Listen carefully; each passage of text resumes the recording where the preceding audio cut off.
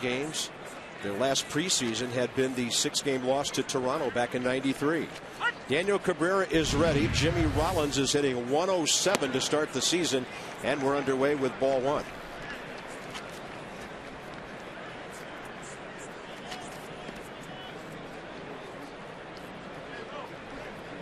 "53 degrees," they announce here in the booth as we're underway at 3:08.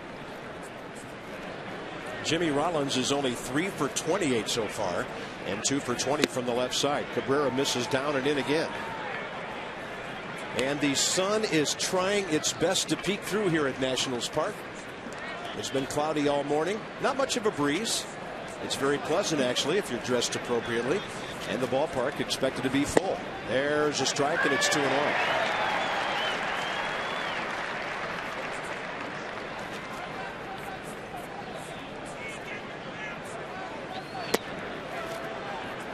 Bad way to start the game is walking Jimmy Rollins. Last year he hit a characteristic .277. That's been his career average. 38 doubles, 9 triples. He was hurt for a while early in the season with a bad ankle. And Daniel Cabrera gets a high strike that Jimmy Rollins thought was ball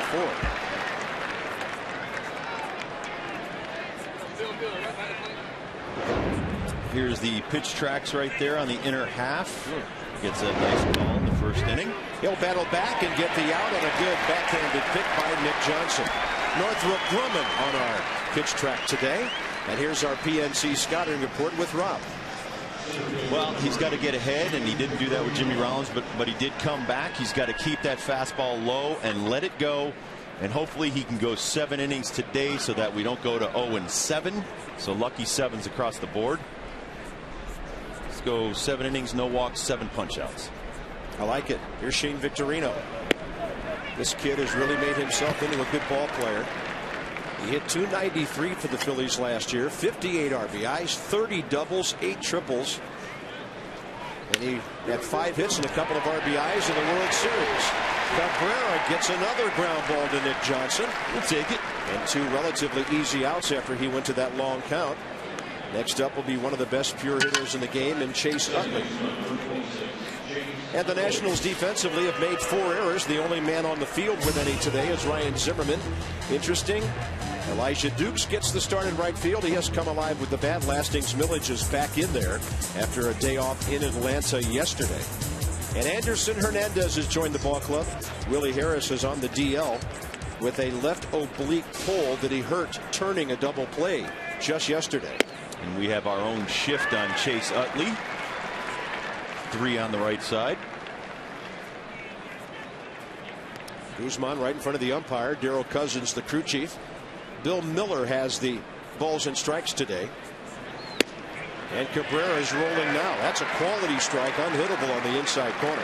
Well, when he lets it go, Bob, he could throw 95, 98, whatever he wants. It's when he tries to hold off and pinpoint these little dart strikes, that's when he gets into trouble. Wouldn't you love to see Ryan Howard leading off next inning? Here's the 0-2 to Utley. Time requested by the hitter. Nats would love to see number 6 be the number 1 man in inning number 2. Target away. Backdoor breaking ball right where Guzman is playing. And that's a 3-ground ball, top of the first for Daniel Cabrera. Lasting's Millage back in the lineup. Guzman and Zimmerman to follow. Here we go at home.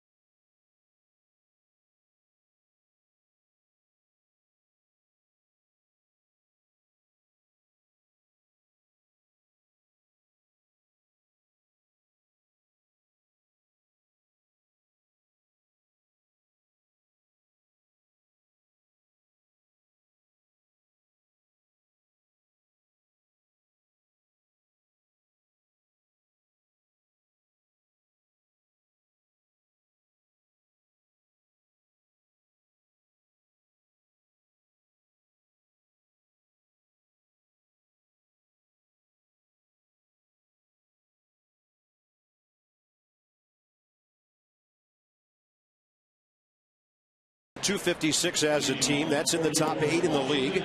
26 runs in 6 games on 54 hits. So the offense has been there.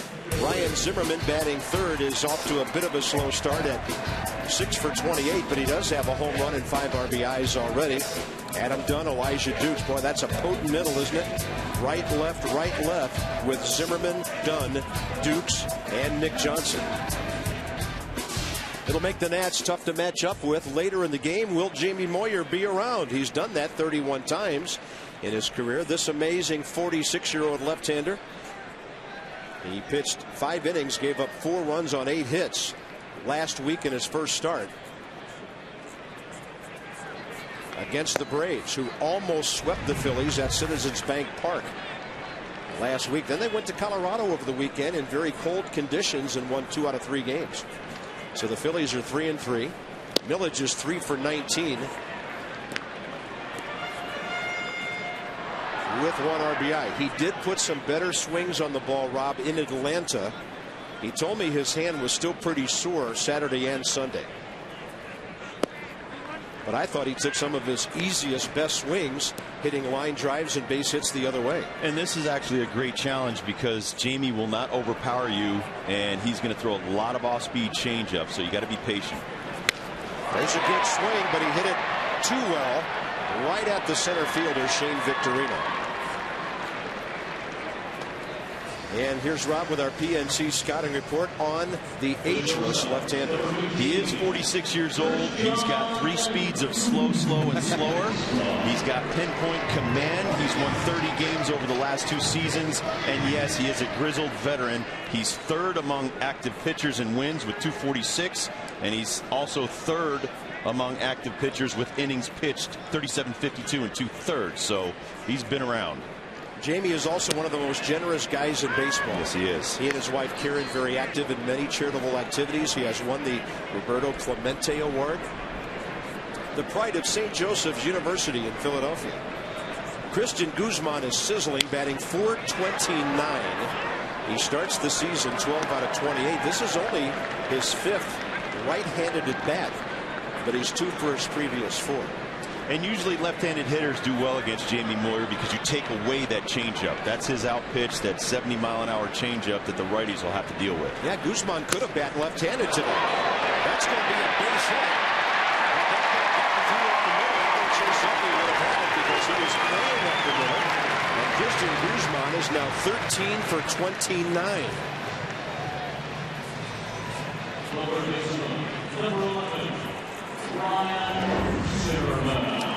Here's the swing on that changeup going down and away, and Jamie Moyer does get a little bit of leather on it right there. But because Jamie spins it so well, it probably spun away from him.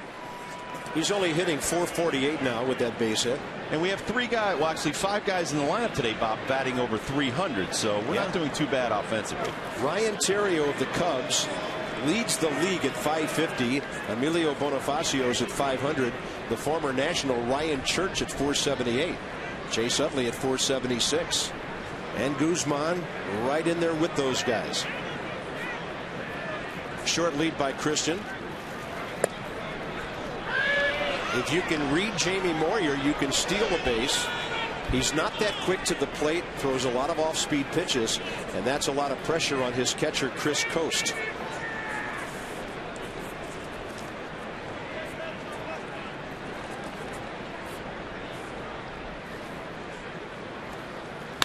Zimmerman right field.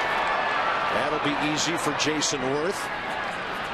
Ryan's been going to right field a lot here early in the season, and that'll be the 2nd out. The big addition to the Phillies this year is left field, where Pat Burrell has departed for Tampa Bay, and Raul Ibanz is now patrolling left field for them.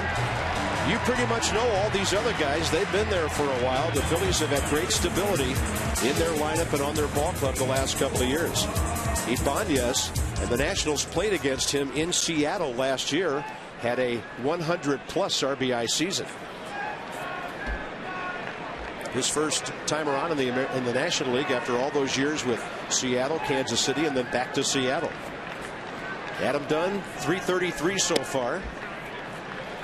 His on-base average is .571. He leads the lead in walks with 10.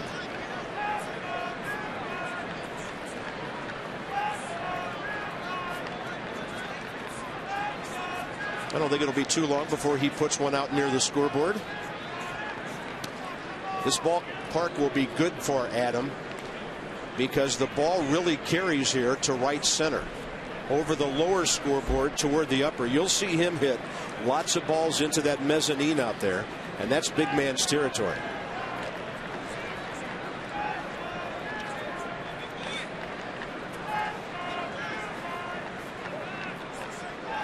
Two and 0.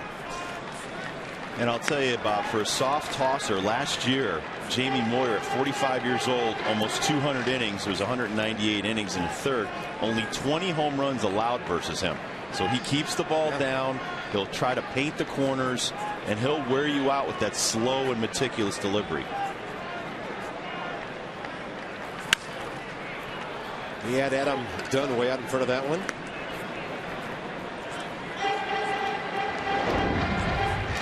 Super slow-mo right here, and we love this. Look at this changeup. Actually, it's a fastball, but he still curls that pinky underneath.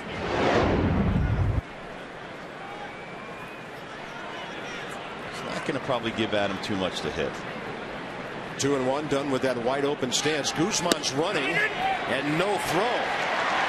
That's a smart move because the defense had Jimmy Rollins, the shortstop, out on the other side of second base, and they got to leave Pedro Feliz at third, at least near it, with a runner on base. Well, Christian takes advantage of A, Jamie Moyer's slow delivery, B, there's three guys on the right side of the infield, and C, that's a 78-mile-an-hour changeup that probably took 2.5 seconds to get to coast. So it helped him all those ways around, Bob. And it looks like Moyer didn't want a whole lot to do with Adam Dunn there. Another changeup. By the way, the Nationals are the last team in baseball to steal a base with that bag by Guzman. So that's been taken care of, and now a W is the next thing in order. And here's Elijah Dukes. Elijah had a good series in Atlanta. He went 2 for 5 yesterday, so he was 5 for 11 with 3 RBIs. And all of those ribbies came on 2 swings Sunday afternoon.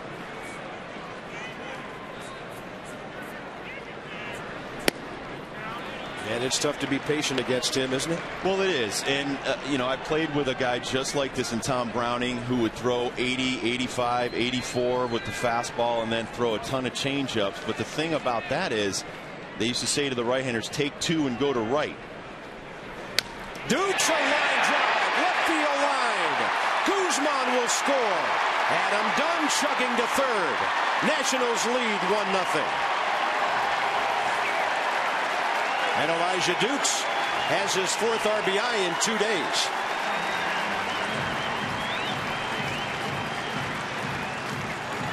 Elijah's seeing the ball really well right here. He gets a pitch on the inner half that he can drive down the line. One thing about Jamie Moyer, you have a little extra time as a hitter to wait for the pitch to come in and recognize whether it's a breaking ball changeup or a straight fastball. He needs 500 to 600 at bats if this ball club's going to win. I was reading your mind and you were reading mine, because I know you said yesterday this got to be in the lineup. This kid has to play every day. I don't care if it's center, right, first base, catcher. He is just an all-around natural gifted baseball player. Here's Nick Johnson, off to a good start, 6 for 18 with an RBI. Jamie Moyer gets him with a breaking ball, count even, 1-1. And the reason I say that lefties have a good time against Jamie Moyer, that changeup comes right back into the sweet swings area of a left-handed batter, meaning the changeup's coming down and in. You don't want to throw left-handed hitters down and in, so it takes away his bread and butter pitch. Good take by Nick, ball 2. Interesting matchup between Dunn, Johnson, and Moyer. 2 very selective, and Flores on deck. Left-handed batters who take a lot of pitches and really know the strike zone. Way inside, ball 3. Well, you see him working them inside with the fastballs here, and he'll try to go away, but his breaking ball isn't such a big sweeping breaking ball where he can get lefties out with that. So really he becomes almost a 2-pitch or 1.5 pitch pitcher, and all he can do is change speeds with the fastball. 3-1, and the bases are loaded. Second walk of the inning by Jamie Moyer. Around a couple of hits and a stolen base. And Jesus Flores will step in. Another one of the Nationals hitting over 300. And this is not a pitcher that Rich Doobie needs to go see at this stage of a ball game. Jamie Moyer knows what's going on out there. Rich Doobie may be older than Jamie Moyer.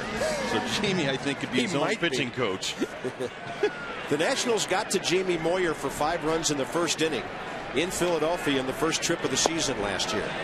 The problem was they had the bases loaded with nobody out in the second, did not score, and ended up losing the game, and 8 more in a row right after that.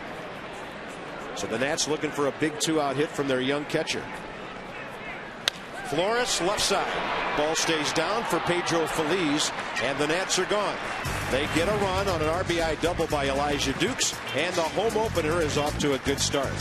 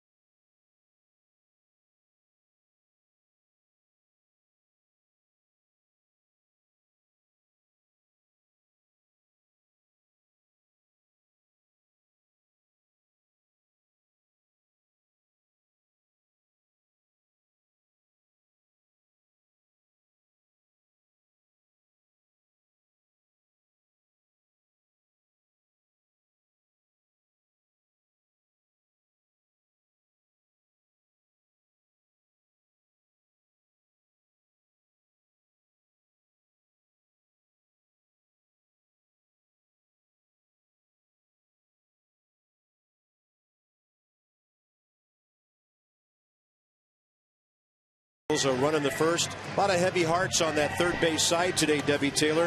Harry Kalas, he was really a part of the Phillies team. He really was, and a lot of heavy hearts on this side of the field as well. Nationals assistant GM Bob Boone was drafted by the Phillies in 1969 and played there for 10 seasons, and earlier he reacted to the passing of the Phillies broadcaster. I'm just in shock right now, Debbie. It's known him for a long, long time. He was Philly baseball. Very sad. Austin Kearns described Harry Kalas as a true legend of the game, and what a voice. Josh Willingham also said he especially enjoyed listening to Harry's home run calls. Bob, Rob. Thank you, Debbie. Ryan Howard gave Harry Kalas plenty of those home run calls. Hasn't hit one this year, but he's hit 177 of them in just over 4 years as a major leaguer. Target away from Cabrera. The shift is on, and a real good breaking ball. 1 ball, 1 strike. And I think you would agree with me, Bob, when you say like a Vince Scully or a Harry Kalas or a Harry Carey or a Jack Buck. When you associate more with a team's broadcaster than the players, that broadcaster is amazing. And Harry Kalas was one of those people. And as I said earlier, that he would make a point to come and talk to you personally. And even after I retired, we remained good friends. I interviewed him a lot on my radio show, but a wonderful, lovely man, and our hearts and prayers go out to his wife and his 3 boys. Including Todd Kalas, a pre- and post-game host for the Tampa Bay Rays on their television network. Ryan Howard, 4 RBIs in the early going, 3-1, and Cabrera gets him to foul it off. Daniels got everybody pounding the ball into the ground here early. No, as I said before, low and let it go. He's 6'9". He's like those big pitchers we saw down with the Marlins. Don't be afraid to just let it go. And if you throw and knock somebody down, who cares? Just keep coming at him. 3-2 pitch. Threw him a strike, a big-time strike. And Ryan Howard is gone on a hard breaking ball down and in. Maybe his best breaking pitch of the day.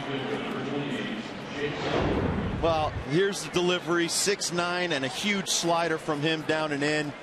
And Ryan Howard, who had 200 strikeouts last year, look at that, over the top, follow through, bring that elbow down to the left knee, and that ball follows right down by the feet of Ryan Howard for a strikeout. Blown away to Jason Worth. This guy's become a good major leaguer, hitting .348. He hit .273 for the Phillies with 24 home runs last year. He had 17 postseason hits, including 8 of 18 with a homer and 3 RBIs in the World Series. 2 balls, no strikes. Cabrera falls behind 3-0. His success allowed the Phillies to let Jeff Jenkins go, and I like Jeff Jenkins an awful lot, but this kid, he really came on last year and proved that if you give me enough at bats, I'm gonna reward you. Always highly touted when he was a Dodger back in 04 and 05, but then he had left wrist surgery in April of 06 that ruined that season for him. Found himself a Philly and then went out and hit .298 the following year. Well hit, shortstop Guzman way out there, long throw wide, and I would think they would give Worth a hit. That would have been a bang play at first base. Nick Johnson had to come way off the bag about 10 or 12 feet to grab it. Raul Ibanz will be next. Well, here it is going to his right. He's had a little bit of problem there. He kind of slips. He drops down, drops the back shoulder, and the ball goes back towards home plate. See where the runner is. Yeah, even on the bag, that would have been a very close play. And the official scorer gives Worth a base hit. Here's Raul Ibanz. One of the most fun weekends the Nationals had last year was a sweep at Seattle. This is Jason Worth getting down, knows the throw's coming about head high, gets down, slides safe into first base, but you can't steal first. You try, but you can't.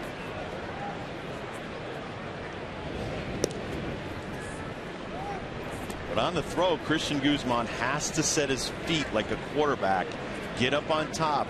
And actually, when I was rehabilitating my shoulder after surgery, that's how they helped me get my strength back to my shoulder.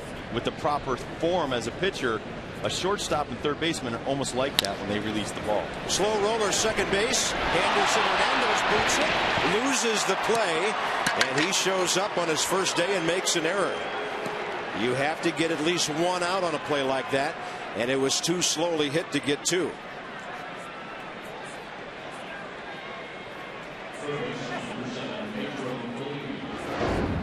Well, sometimes you can't assume the double play, and he was looking to second base and saw Christian Guzman coming in there. You've got a very fast Jason Worth barreling in on you, and Jason is about 6'4", but you can't assume going to second base. You got to take it out where you can. Get the sure out at first base, young man. It's a lesson.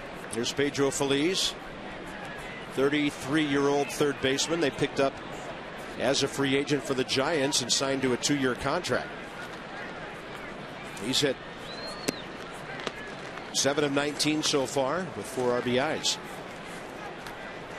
And I would have to say, even if he did flip it over to Christian, that would have been a tough play at second. Yeah.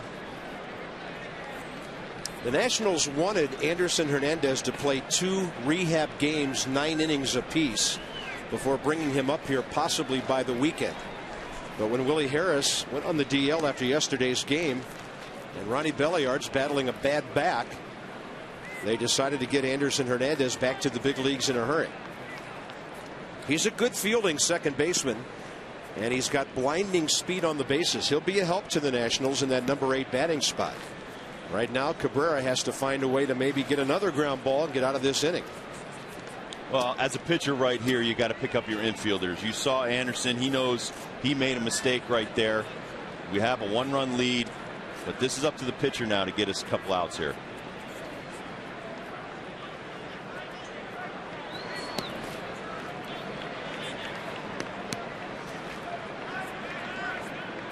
Pedro Feliz, not a very good year for the Phillies last year, hit .249. But he did have 11 hits in the postseason, batted .333 in the series against Tampa.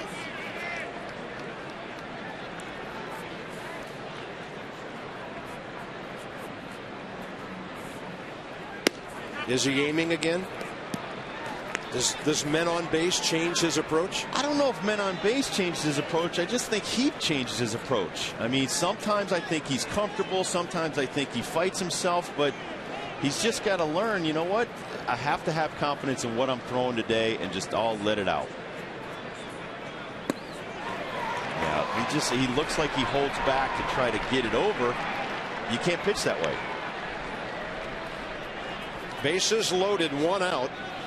The only good news is it's the bottom of the Philadelphia batting order with a catcher batting 182 and then the pitcher. This is the last pitch, and you see him right when he gets halfway through his delivery, and there's very little follow through there. He's just trying to force the ball in there. You can't. You just got to pick up the catcher and let it go. When the catcher stands up when the ball's halfway to home plate, you know it's not going to be a strike. Now this is a catcher that's 2 for 11. Doesn't have a whole lot of power. But if you lose him, then you're flirting with Jimmy Rollins in a moment. So you have to challenge this guy. He's hit 21 career home runs in 3 seasons. Yeah, you want to go after this guy. Then you got the pitcher on deck and Jamie Moyer. And as you said, you don't want to get to the top of this Phillies order. And Jamie Moyer can handle the bat a little bit. He's a good bunter. I'm just looking to see who's at second that could be at third if Cabrera loses coast, and that would be Raul Ibanz, who's always been a good base runner.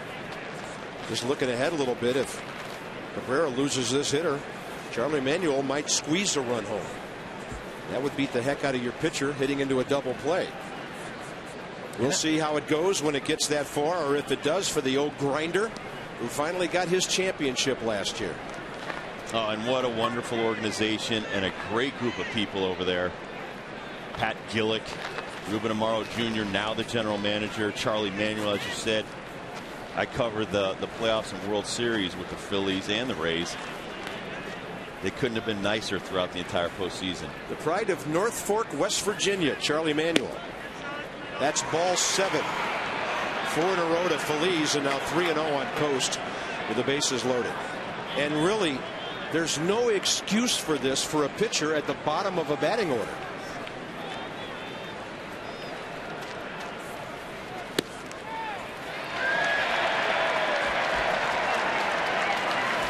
But when you know a guy is capable of throwing 95 and it's just getting up there at 88, and it almost looked like, you know, he's trying to throw strikes, that's when the hitters will take advantage of you. That's a full count now as he gets one in there. A strikeout or a ground ball badly needed here. I was going to say, if you continue not to be able to throw strikes with the fastball, you can never get to your breaking balls and changeups because you're always behind 2-0, 3-0, and you have to come in with something. Runners on every base with 1 out. 3-2 pitch. Close, but ball 4. If you're around the plate, you get that call. If you're wild, you don't, and the game is tied. Chris Coast with his 2nd RBI of the year, and again, that was a batter hitting 182. Well, and as Bob said there, the Northrop Grumman pitch tracks tells you when you're all over the place, you are not going to get close calls. That is a below the knee call. Some guys will get that. Not today. Not when you're falling behind every hitter. Here's Jamie Moyer, who has 1 sacrifice bunt for every year he's been on this planet. 46. Northrop Grumman, by the way, the information systems powerhouse with our pitch track today.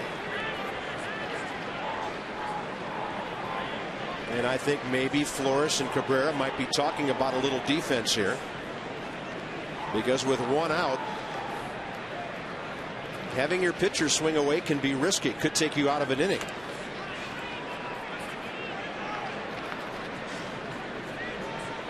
Infield at double play depth. My goodness.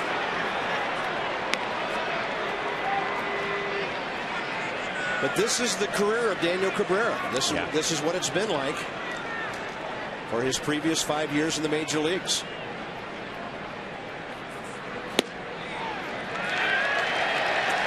Oh, Well, even last year, Bob, 90 walks, 95 strikeouts in 180 innings. And I'm sure there was a lot of days like today, he's just beating himself.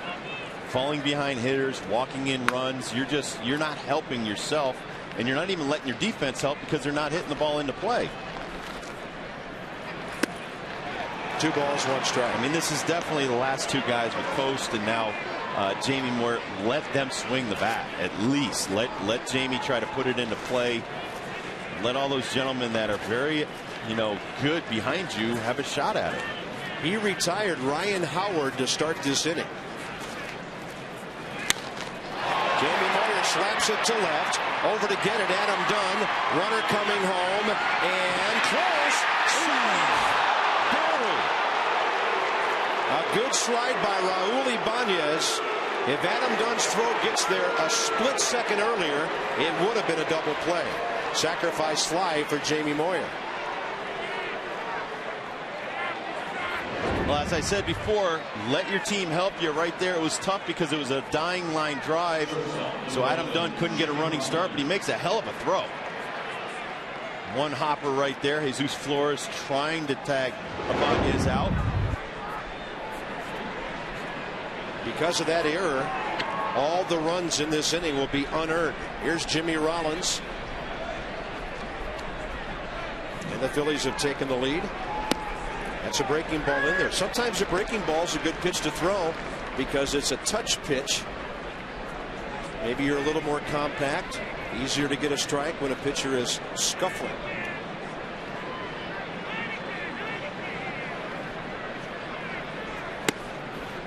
And 2. Well, and right you are. On a breaking ball, you really have to keep the front shoulder in, stay on top of the ball, and really follow through. And so that sometimes gets you back to better mechanics.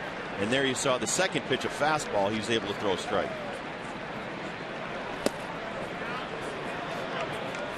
But if you're 3-0 on 3 straight fastballs, you can't start throwing 3-0 breaking balls because you can't even locate the fastball. So it's difficult for Flores because it's really Daniel Cabrera versus Daniel Cabrera. Jimmy Rollins is down. Cabrera's great against the best hitters in this lineup today. It's the other guys that gave him a problem.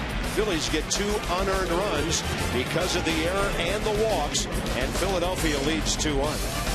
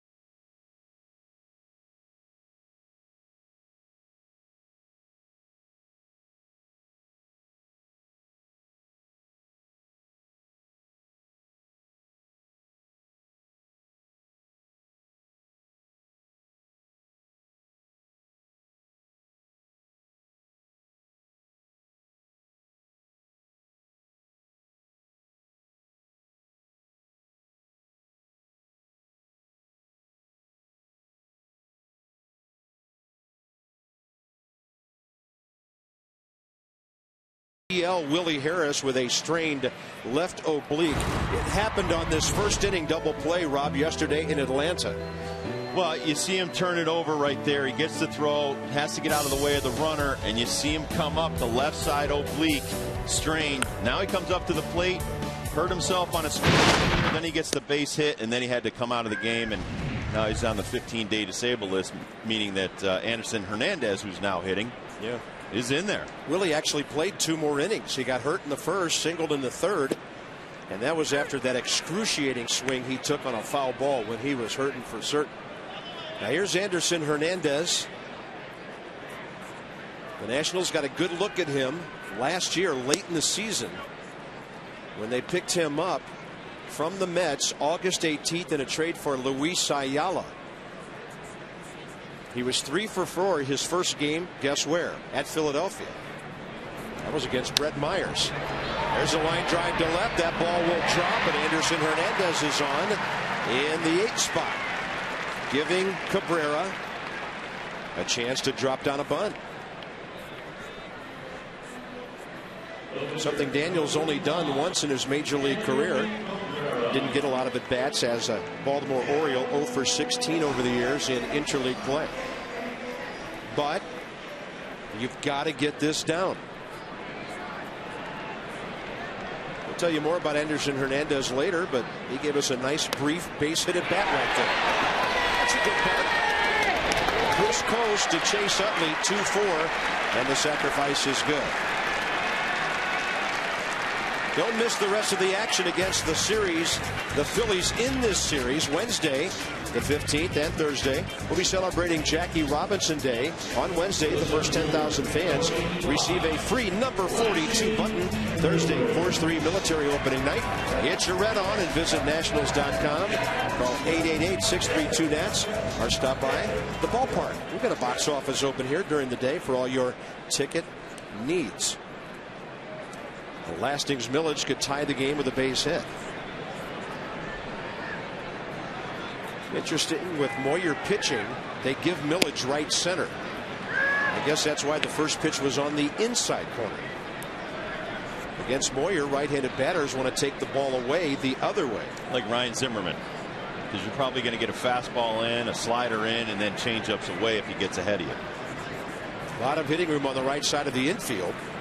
Chase Utley cheats back a little bit, but he's aware of the speed of Anderson Hernandez. Any hit into the outfield, and the good news is Jeff Francoeur is not in the ballpark today. Any hit into the outfield with this kid running ought to be a run. Change up. That bat was pointing down the third base line by the time the ball got there.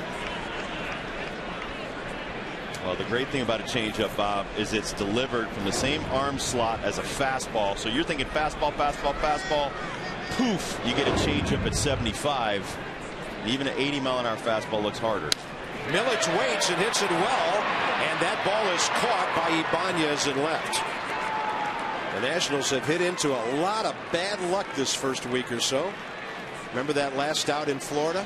Oh, yeah. Austin Kearns hit a bullet. I think we had the bases loaded then, didn't we? That was the Thursday afternoon game.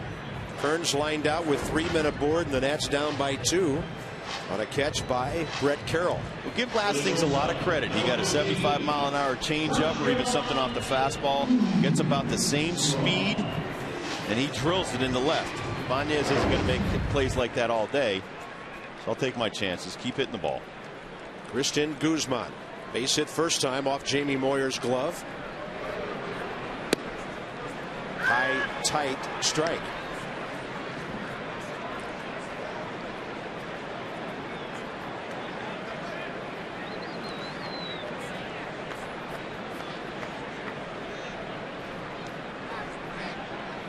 Mets are opening up their new ballpark tonight. They host the Padres.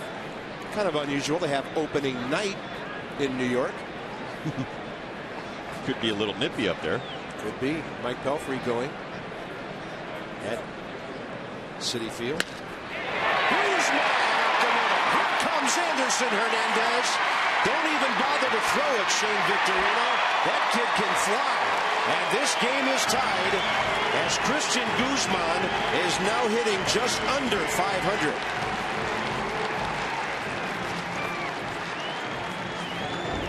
This is Guzman right here. He gets a fat fastball, about 82 miles an hour. Doesn't want to wait to fall behind to Jamie Moyer. And he drives it right back up the middle. And Hernandez scores easily. But you cannot try to do too much, Bob, against a guy like Jamie Moyer. Yeah. You can't go up there thinking, oh, he doesn't throw hard, I'll hit a home run off. You have to just take your singles when he gives them to you.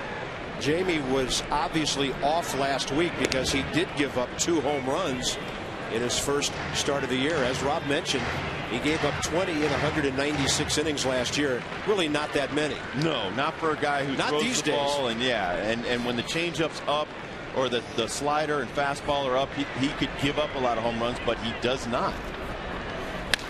Ryan Zimmerman skies one to center.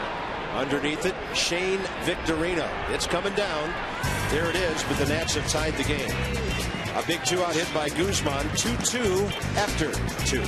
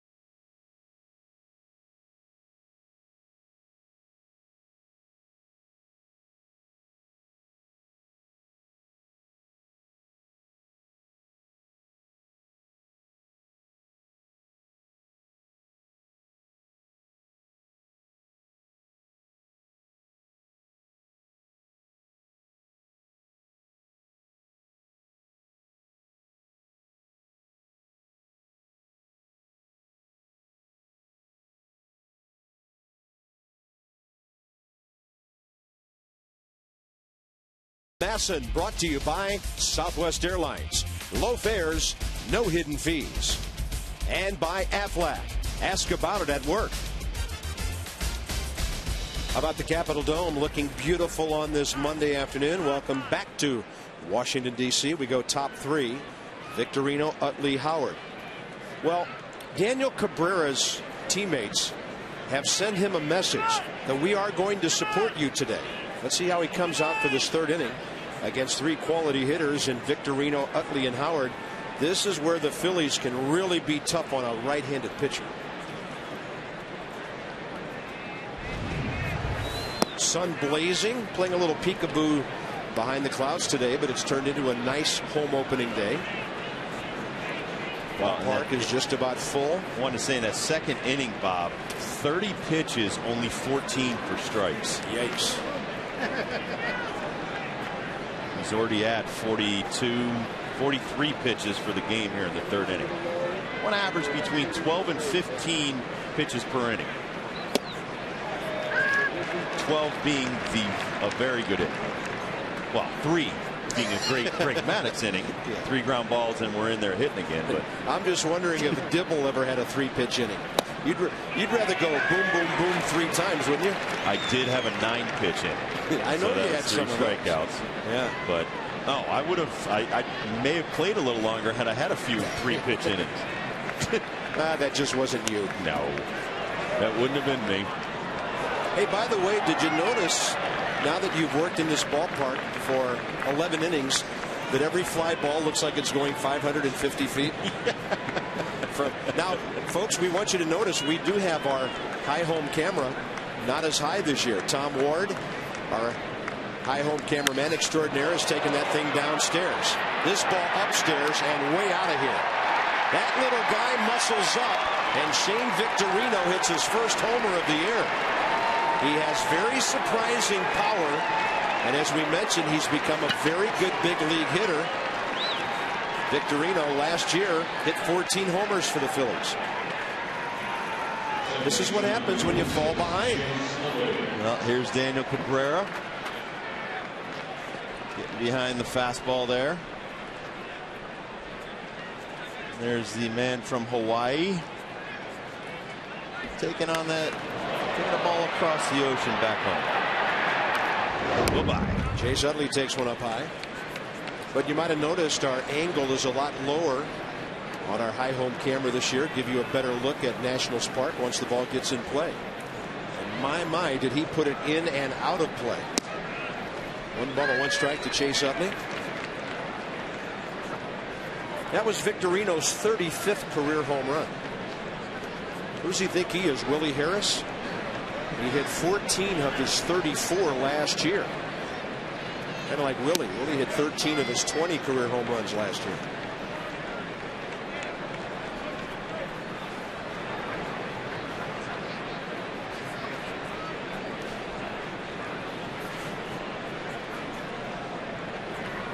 Two balls and a strike to Utley.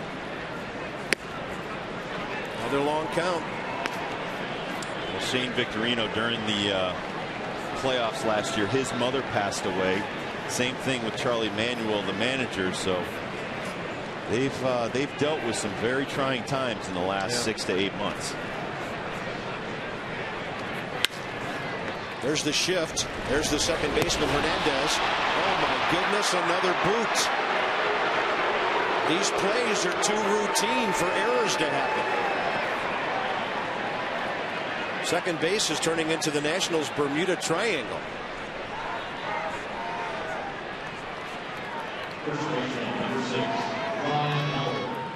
Well, this is unacceptable at the major league level right here. You have all the time in the world right here. Knock the ball down, and you could still throw out a base runner at second base. And there you see Anderson just cannot find the handle. We can see that our XMO, our super slow-mo camera, it's so slow it makes the scoreboard out there appear to be flashing when it's not. It's not? No. Better get my eyes checked. Here's Ryan Howard. You cannot give the Phillies these advantages. Because of the error last inning, both runs coupled with the walks were unearned. You're asking for disaster.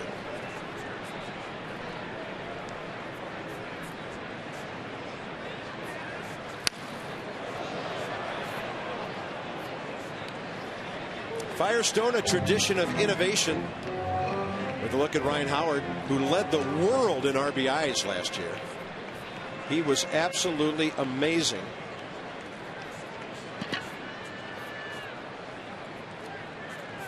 .48 homers, 146, and 22 of those home runs went to the opposite field. He also had 26 doubles, 4 triples, and 1 strikeout short of 200.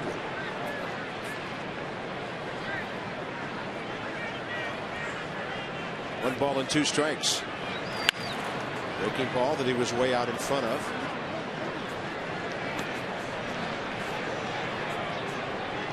Jason Worth next. Well, and as you said, Bob, you start making errors, and then you get the heart of this lineup: Howard, Worth, Ibanz, Phillies. They can put some balls out of the ballpark on you. You don't want to give the Phillies extra outs.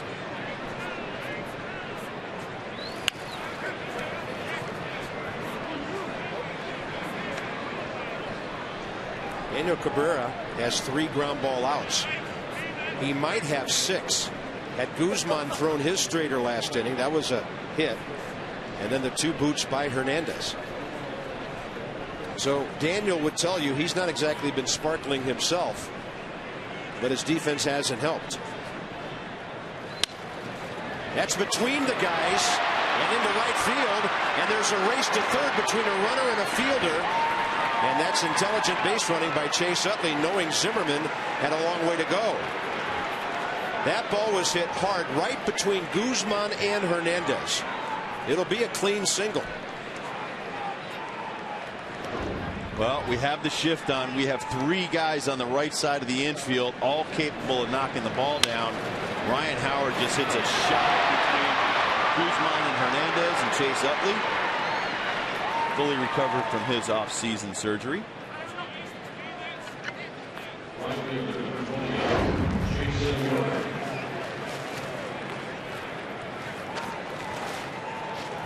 Pitching coaches tell him, keep the ball down, keep the ball down.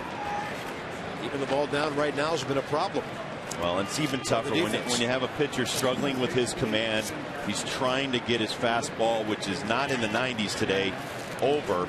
And it's almost like the Phillies, it's easy pickings for them to pick out one to swing at.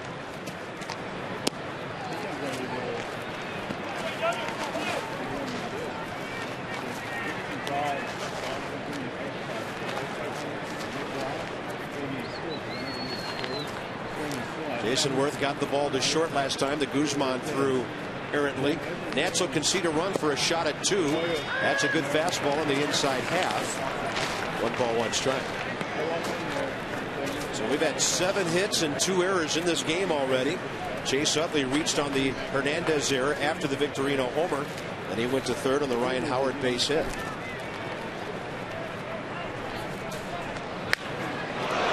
Look out, Sam Perlazzo. He's now the third base coach for Charlie Manuel. Well, I've said it before. I don't want to sound like a broken record, but we're just trying to find the strike zone. Jason Worth standing up there waiting on 91-mile-an-hour fastballs. Almost killed my former third base coach, Sammy Perlazzo, former manager of the Orioles. Who you told me was a real good guy to steal signs from the other team. Amazing guy and a great coach. There you saw Davey Lopes. Davey Lopes surviving a battle with cancer last year. Davey told me today he's feeling great. That is one of the men who cares the most about the fundamentals of this game than any coach I've ever had a chance to know. 2-2 and the count goes full. Davey Lopes, one of my favorite Dodgers growing up. Very good middle infielder, speedster. Right alongside Billy Russell up the middle. Ron Say at third, Steve Garvey at first. Reggie Smith out there, Steve Yeager behind the plate, Dusty Baker. And some decent pitchers. 3-2 to Worth, the former Dodger. This one is in the air, shallow right center. Utley's a good aggressive runner. Dukes likes to uncork one. He probably would have scored, but Dukes got rid of it in a hurry. You know, with 1 out, I bet Utley goes, but with nobody out, he's a smart player who stayed at third. It's been a very eventful 52 minutes here at the start of this game in our nation's capital. We got underway at 3:08. The Nats got a run in the first, 1 in the second. The Phillies 2 in the second. A home run by Victorino here in the third, and they lead at 3-2. Rob Dibbles here, Debbie Taylor. I'm Bob Carpenter on Masson HD. Good to be home.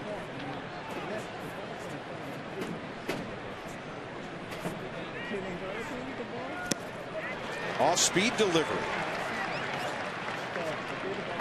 Right over the top of it, Raul Ibanz, who hit the ball that Anderson Hernandez booted last inning. As I mentioned, the Nationals saw Ibanz in Seattle last year. He was batting third for the Mariners, and in that series, he went 3 for 13 with an RBI. Nationals won that game 6-2 on that final Sunday on the Corey Casto home run. Swept Seattle, their only road sweep last year. This guy was real good over there in the American League. 0-2, out to short. Gotta be 2. Gotta be 2. They got them both. Well played by Guzman, Hernandez, and Nick Johnson. The leadoff homer by Victorino puts the Phils on top. It could have been worse.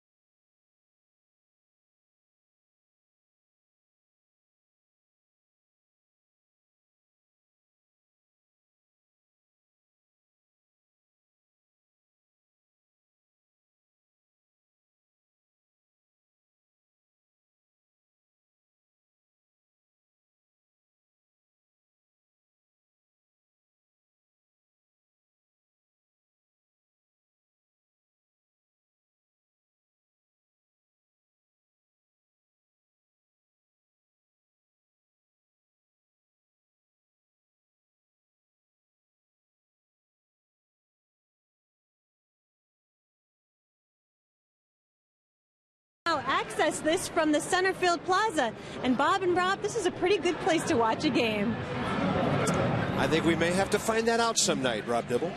Well, one of the first people that showed me around here was one of the principal owners of the Nationals, Mr. Mark Lerner, and he said that there's also going to be some barbecues put in back there. All right, that's where we're going. We're going. Yeah, I wouldn't mind being out there. You doing the cooking? Because I'm not good with grilling. I can grill. You can grill a little bit? Yeah. I'm from Oklahoma. I've got a hasty bake. Bottom of the third, Adam Dunn is the hitter. You think I'm kidding?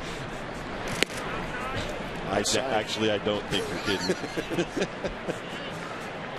Adam Dunn walked in the first for the 11th time this year. Let me look over in the American League. Has anybody walked 10 or 11? Nope. Interesting. The little angel, Sean Figgins, leads that league in walks with 9. Why aren't they pitching to him? Adam Dunn's on base average skyrocketing toward the 600 mark at the moment. 2 balls, 1 strike from Jamie Moyer. There's a drive hooking toward the wall. It'll one-hop and hit right at the 335 mark. And Adam Dunn has his 3rd Nationals extra base hit, his 2nd double.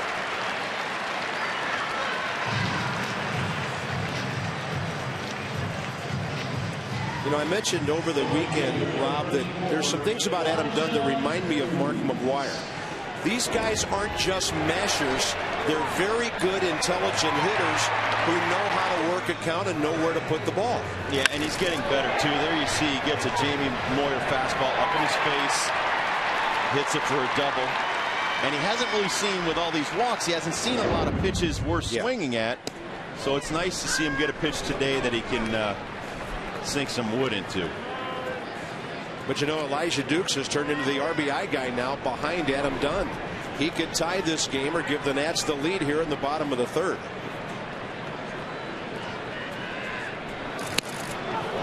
Jamie slips it by Elijah, who doubled down the left field line first time. So Dukes has 4 RBIs in his last 4 at-bats. And the only out he made was when Jordan Schaefer made that really fine play on him in center field yesterday. Well, he's showing patience. He's going the other way when they give him the other way. When a guy's really going good, he'll just hit pitches wherever they are in the strike zone. If it's on the inner half, he'll pull it away from him. He'll smoke it the other way. One of the most intriguing young hitters in the game. Had to swing close enough on 0-2. Elijah Dukes will not be 25 until June 26th. Listed at 6'1", 248. As a pitcher, once threw a no-hitter in high school. We've seen that arm on display from center field and right.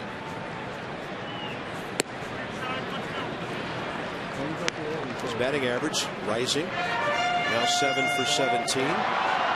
So he's at 412. Nick is next.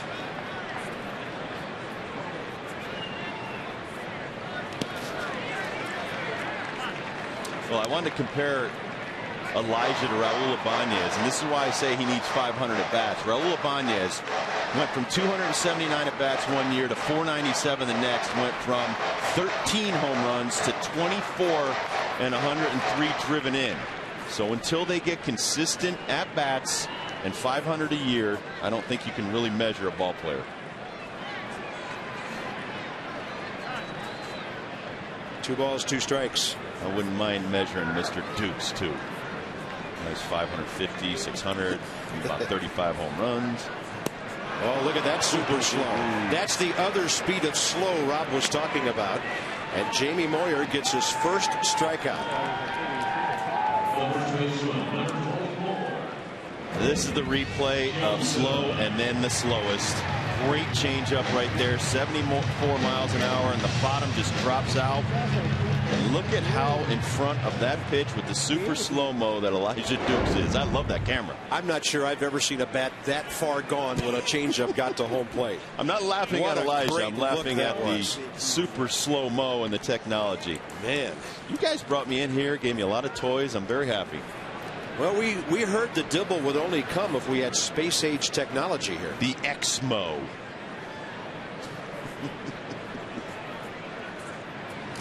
And the other thing is the bathroom's a lot closer than it was at RFK. What more can an announcer ask for? 2 balls and no strikes. We're having fun on opening day, but right now this ball game needs to settle down a little bit. Nick Johnson trying to get the Nats back even or ahead, and then see if Cabrera can settle his part of it down. Nick's going to make Jamie Moyer throw him strikes. It's 3-0. He walked Nick the first time. It's interesting with Flores on deck, Rob, that the 2 big left-handed power hitters have been on base all 3 times today.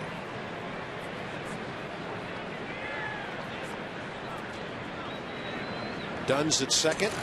Nick taking all the way and a strike. Well, I know my time in Cincinnati, we would sometimes stack the lineup with left-handed hitters against, say, a Frankie Viola that threw one of the best changeups of my era. And you just, if you take that pitch away, you really make the guy have to think out there.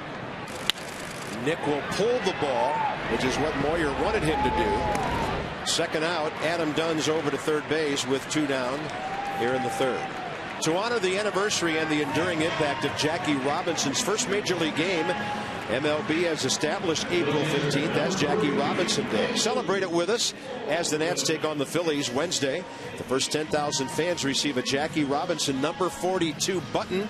And to get your tickets, 888-632-NATS.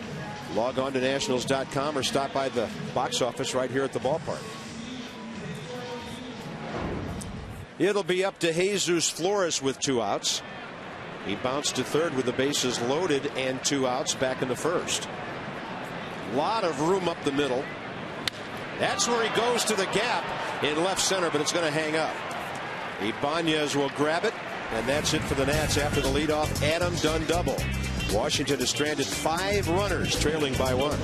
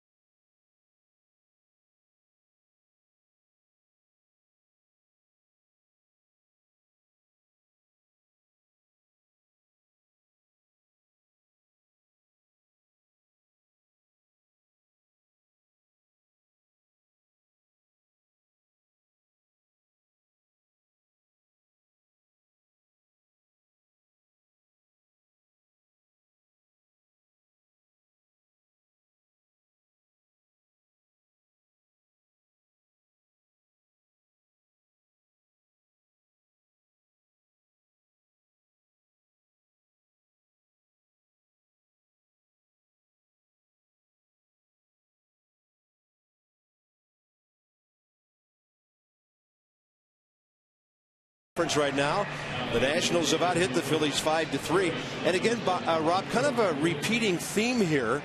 Lots of offense, but lots of runners stranded, and the pitchers have to start holding the other ball club down. Well, and I think Daniel Cabrera's got to settle down a little bit. He's averaging 22 pitches per inning, Bob, and that's killing him right now. 68 pitches through 3 innings. All right, so the Nationals back in action in the field. Defense hasn't been that great today. Maybe some opening day at home jitters. Does that happen to these guys at the major league level? Oh, absolutely. Absolutely. Daniel Cabrera used to throw on the other side of town for the Baltimore Orioles, and so he's well aware of what's going on around him. He's got to go out there and throw a good contest. Plus, the 0-6 start never helps. Got to come home and try to get a victory here in Washington. Yeah, puts a little added pressure on everybody when you're not winning.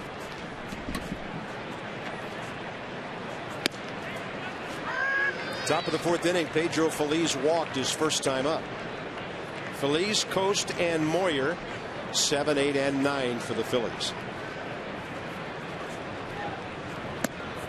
Cabrera's at 70 pitches, getting 9 outs.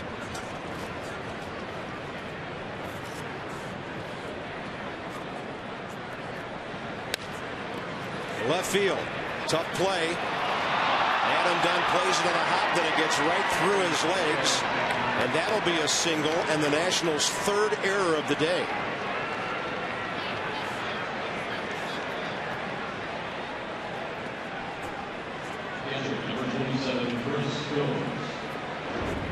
Well, here's Daniel Cabrera right there. He hangs a slider, and Pedro Feliz drills it into left field. It short hops Adam Dunn. He can't come up with it. It gets by him, and now a single turns into a single with an error. Adam Dunn's first error as a National. That ball well hit. Zimmerman has it. But Anderson Hernandez couldn't get anywhere near second base to double off the runner. That's going to break on a screamer to Ryan Zimmerman for the first out. Jamie Moyer will be the hitter. And you can have your pitcher go ahead and hit away in a situation like this. Runners already in scoring position.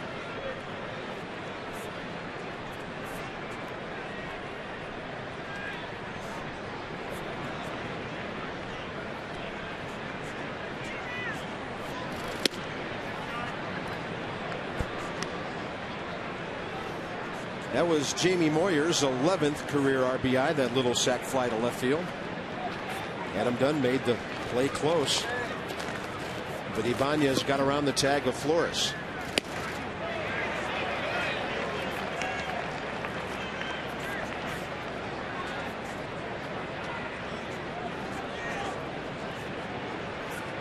Daniel is due to bat second in the bottom of the fourth. I don't think Manny Acta wants to hit for his pitcher at this stage of the game. But if he'd end up somewhere up over 90 pitches before this inning's over, that could be a consideration. Right now he's at 76, getting that second out on a bouncing ball to Guzman. Hey, just because we're home doesn't mean we don't take emails. Ask the Nats at massinsports.com.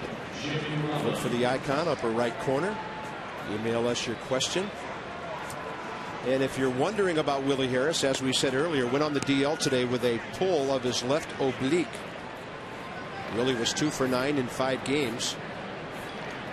4 starts. Spelling.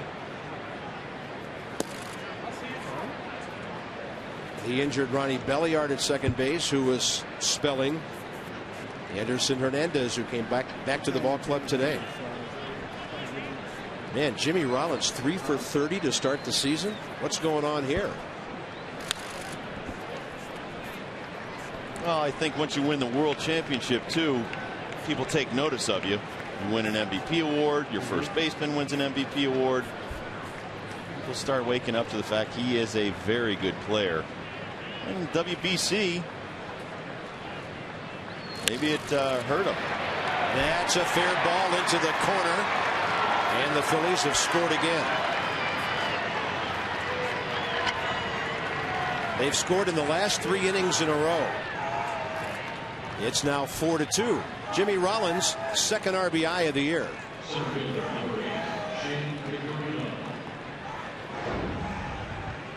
Well, Daniel Cabrera, another hanging breaking ball. And there's got to come a time when this guy turns into a pitcher, not just a thrower, Bob. You can't go out there and just try to throw strikes. You're going to have to pitch to spots, locate the ball. This is a very difficult division to pitch in. Fastball in there to Shane Victorino, who homered his last time up. The Marlins come in after the Phillies, then the Braves, then the Nats go to New York and Philadelphia.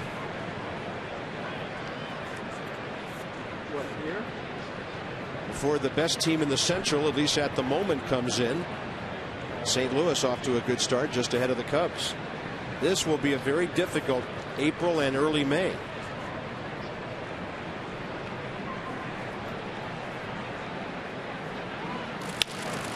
Little bouncer right side. Anderson Hernandez has it. Crowd loves it. And the top of the fourth is over. 2 hits around an error, and the Nats are now down by 2.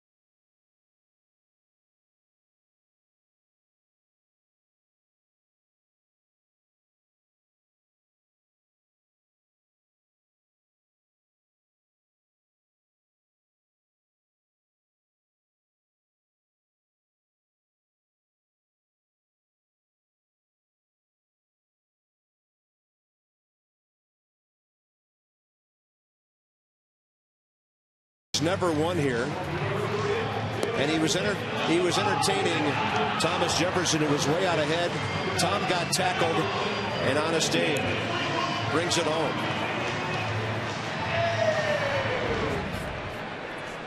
Man, I think Teddy said, "I'm not racing until they win a game." Man, I hope I see him racing pretty quick. You know he's got a big stick. He's walked pretty softly in these races the last couple of years. Here's Anderson Hernandez, and Daniel Cabrera is in the on-deck circle. Had a pretty quick inning there. 13 pitches to get through that fourth, but the error by Dunn made that an unearned run. The Nationals have given up 3 unearned runs today. Well, I think the good thing in our favor about Jamie, not just that he's 46 years old, only 7 times last year did he go into the 7th inning in his starts. So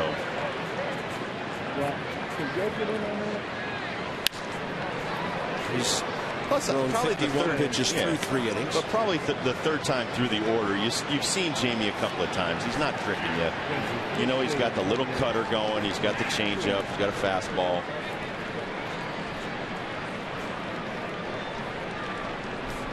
Anderson Hernandez singled and scored his first time up. That's way inside. 2-2. He's a .232 career hitter, only 63 previous major league games, 168 at bats, parts of 4 years with the Mets and the Nats. He hit .333 here last season. Changeup gets him down and away. Well, and you need to get Jamie Moyer early too, because when he starts doing that, getting ahead of you and then dropping that little 73-mile-an-hour dead fish out there. Check this changeup up. He turns it over so well. Exmo will show how far out in front Anderson Hernandez was of that 73-mile-an-hour changeup. Here's Cabrera. Sacrifice first time up. He just paints the inside and outside corners so softly.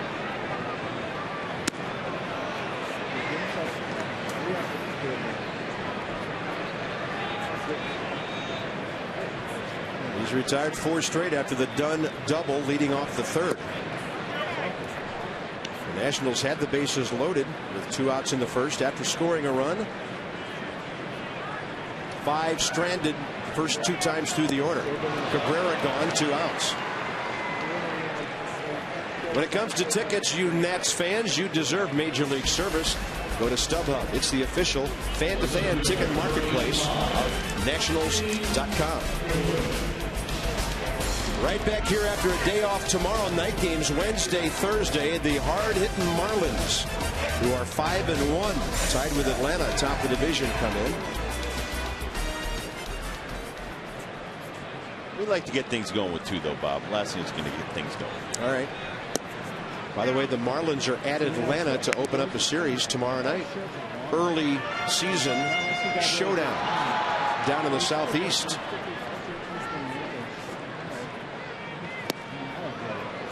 Guys are starting to miss. Well, I know you saw Josh Johnson's complete game. How about that against Johan Santana? And those 2 runs the Marlins got were unearned because of a dropped fly ball. Santana pitched great. Johnson 117 pitches in a complete game. I'm sure somebody said today on a radio talk show he's the early favorite for the Cy Young.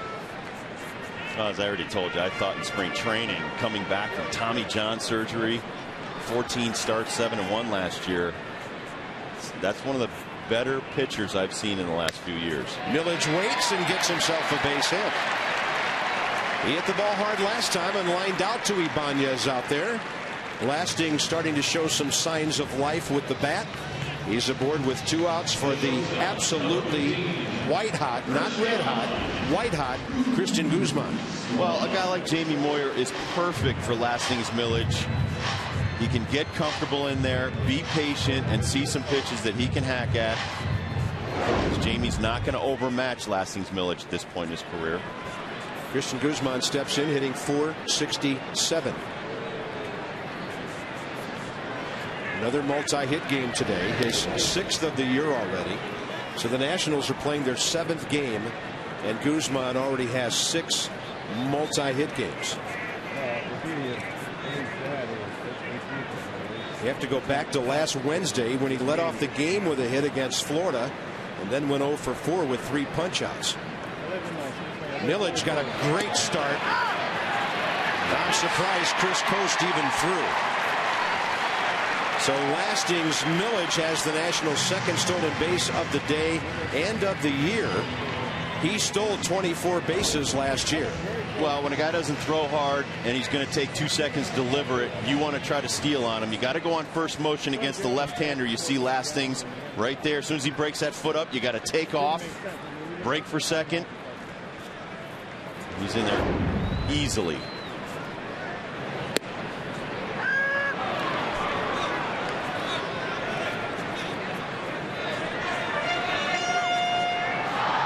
To Guzman now. He's a good hitter with 2 strikes.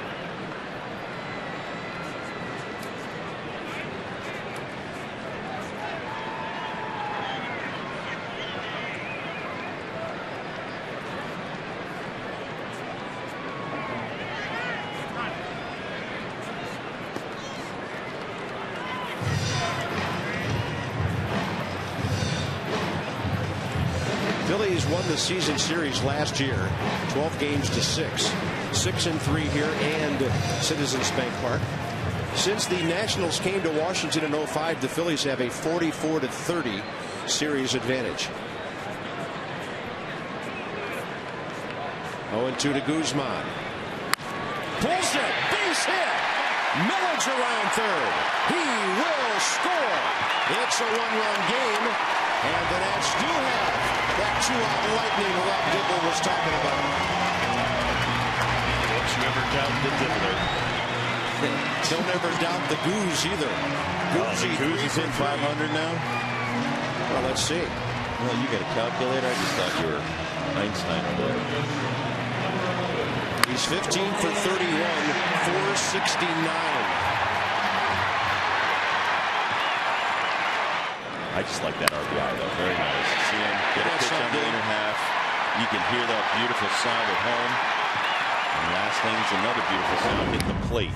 Here's where Ryan Zimmerman needs to take one of these babies and hit it a long, long way. See if you can hit it on top of the red porch. Give them an opening day souvenir. Sometimes those folks in the red porch are listening to us on the TVs. Get them to wave to us if they are. That one's not going to get there. Zimmerman has hit the ball softly in the air 3 times today. That might indicate a young hitter trying to swing too hard against Jamie Moyer. Guzman swinging beautifully.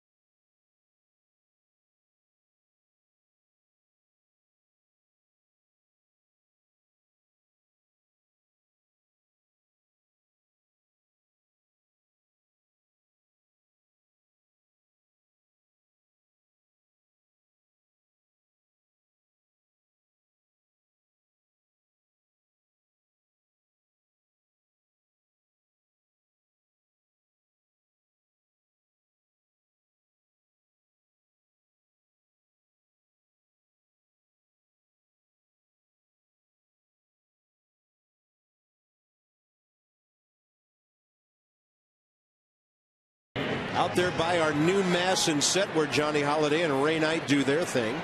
And on into the ballpark where it's the top of the 5th. First pitcher to get hot and retire some hitters is going to win this game. Here's our buddy. Hey, Duck. The only Senator to win multiple MVP awards. I only know one. You know, this is too obvious. Frank Howard. Frank Howard. It's too obvious of an answer. But I got it out before you did. Okay. So I win. Well, I'm going with you.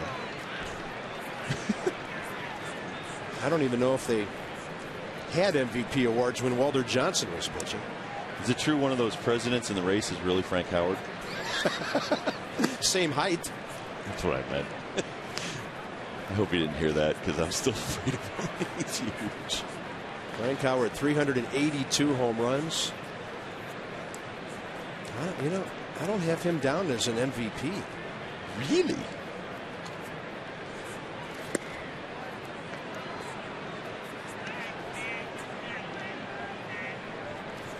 Chase Utley, Ryan Howard, Jason Worth. There's our Masson caps that the first 20,000 folks received today. They've got that little weather-worn look to them. Fans seem to like that sort of thing these days. I think the kids say that that's distressed. That look. That hat is distressed? Distressed. Like jeans. I felt that way as a parent many times.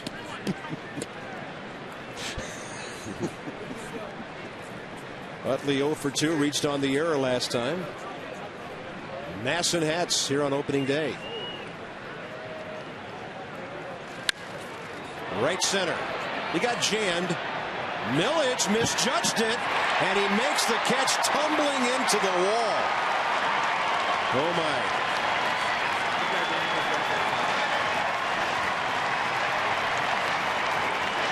Fans applauding. A good effort by Millage at the end. But a great center fielder will tell you you should be out there waiting for a ball like that. That thing really took off. Well, he's still learning. And he gets a slow jump on the ball, but he makes it up with the fantastic speed. He knows the wall is coming. And he takes a little kiss off the wall. No worse for the wear. Man, he could have hurt himself bad on that. That ball hit hard by Ryan Howard. Over to get it. Dukes grabs it. And that ball was hooking away from him. Very little reaction time there. And the Phillies hitting the ball hard, but the Nats have made 2 tough catches.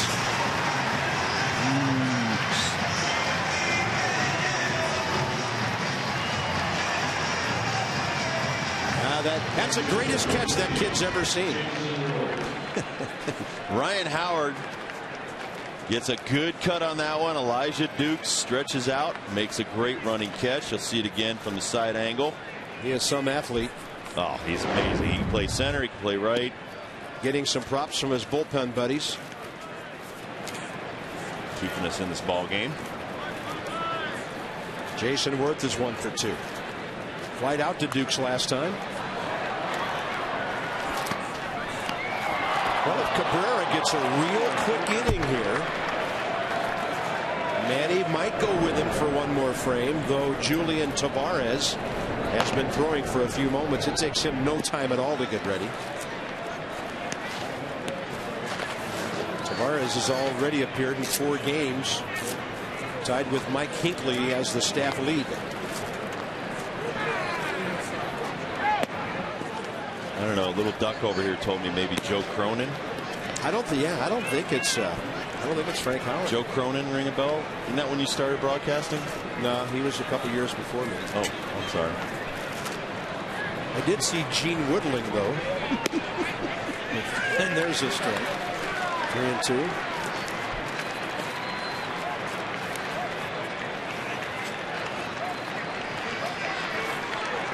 Full count. Bases empty, 2 outs. 93rd pitch of the day. Laced into right center. Millage over to cut it off. Worth thinking about 2, not for long.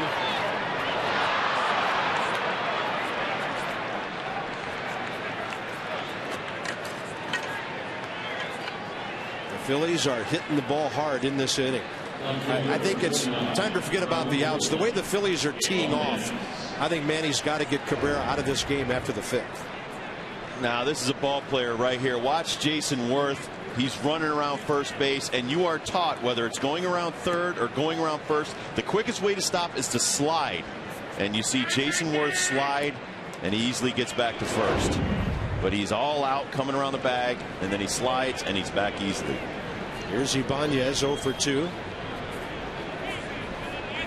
The double play ball he hit at the end of the 3rd inning.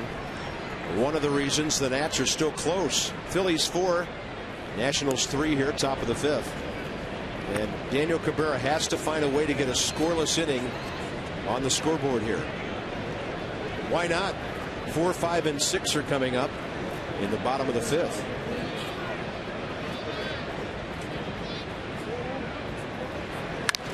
In the air to center. Got some carry to it. Millage fighting it. Up against the wall. Makes the catch. An almost indescribable inning in the field for the Nationals in the top of the 5th. And the Phillies strand their 6th runner of the day. Wow.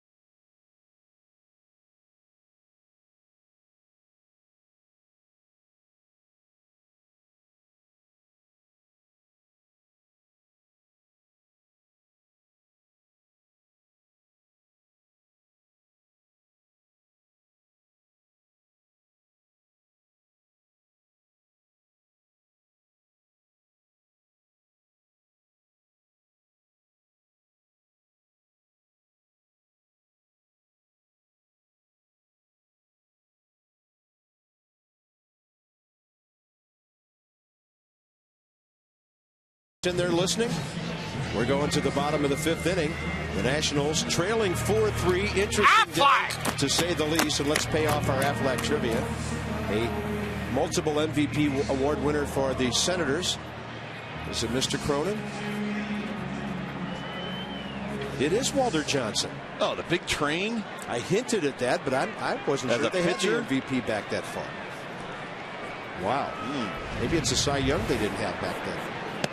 Because Cy Young was still pitching. Can't name an award after a guy while he's still playing. While he's still playing, winning 500 wins, losing 300. Big train.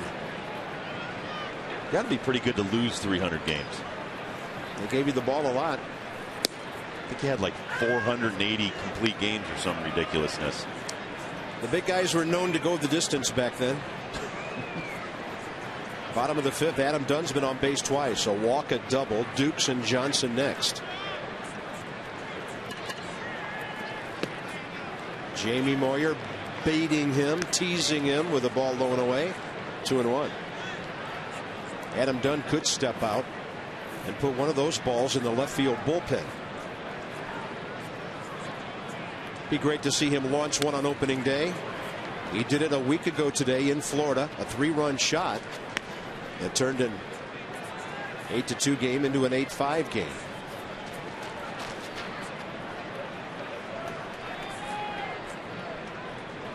Elijah Dukes and that hot bat on deck.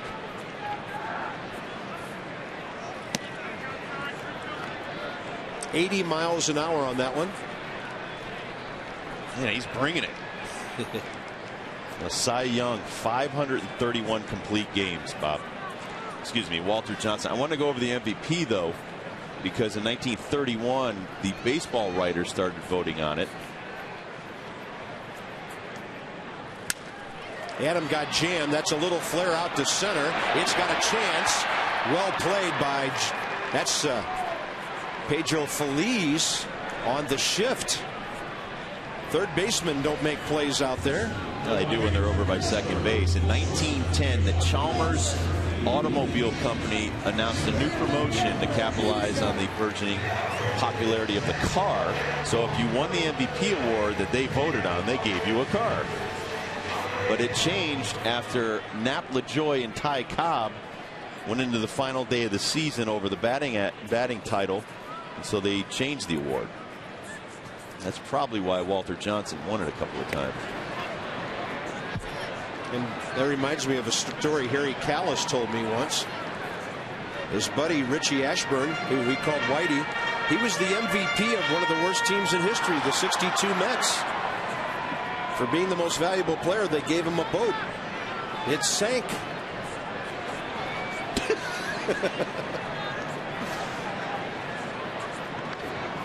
Richie, of course, was a member of the Whiz Kids, the great Philly teams of the early '50s.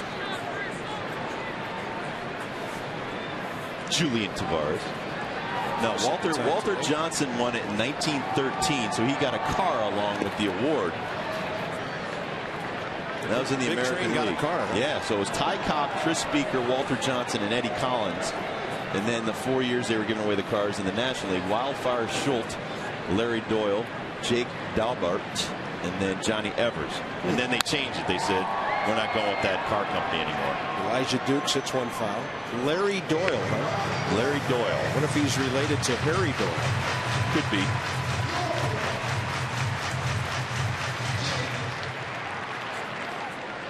Elijah with an RBI double in 2 trips today. 4-3 Phillies lead bottom of the 5th. No telling what the second half of this game is going to be like.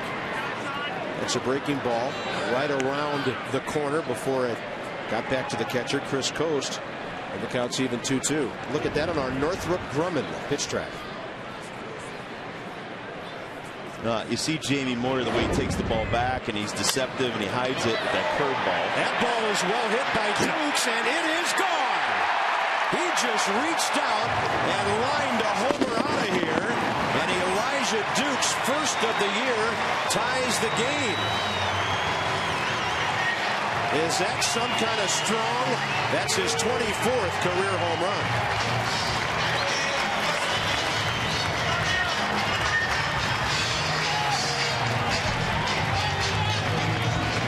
I've seen very few kids in the last 20 years with the talent of an Elijah Dukes. Right there, he goes down on a changeup, one-hands it out of the ballpark. That is amazing. That is one strong young man. He hit 13 for the Nationals in 81 games last year. He's 2 for 3 today with a pair of RBIs and extra base hits. And an amazing play. Yep. And he's now hitting .421. So the Nationals, with only their 4th home run of the year, tie it. So Zimmerman has one. Dunn has one. Elijah Dukes getting one today. And the other one, of course, the upper deck shot in Florida by Austin Kearns. That was interesting. Chris Coast set his body up off the plate and then acted like he was reaching back trying to get that strike call. Nick is 0 for 1 with a walk. Out of play, left side.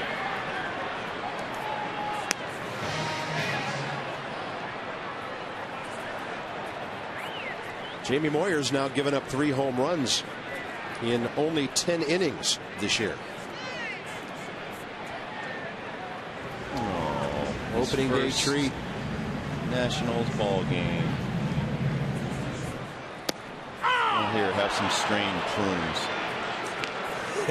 Front door breaking ball strikes out Nick Johnson. Let's go back to the home run by Elijah Dukes, shall we, Bob? I'd like to see it again. Jamie Moyer's trying to throw this pitch down and away, and he does. But look at Elijah Dukes stay on top of it, go way across the plate. That's what we call plate coverage, and hit that ball and pull it for a home run. It's amazing. It's another good offensive day by the Nationals. They're averaging 9 hits a game in their first 6 games of the year. averaging right at 4.5 runs a game. And that ball skied to right for Jason Worth. 5 really interesting innings. We've seen some power, we've seen some defense, and how about seeing the strongest guy in the ballpark hit one out of here one-handed. The score is tied.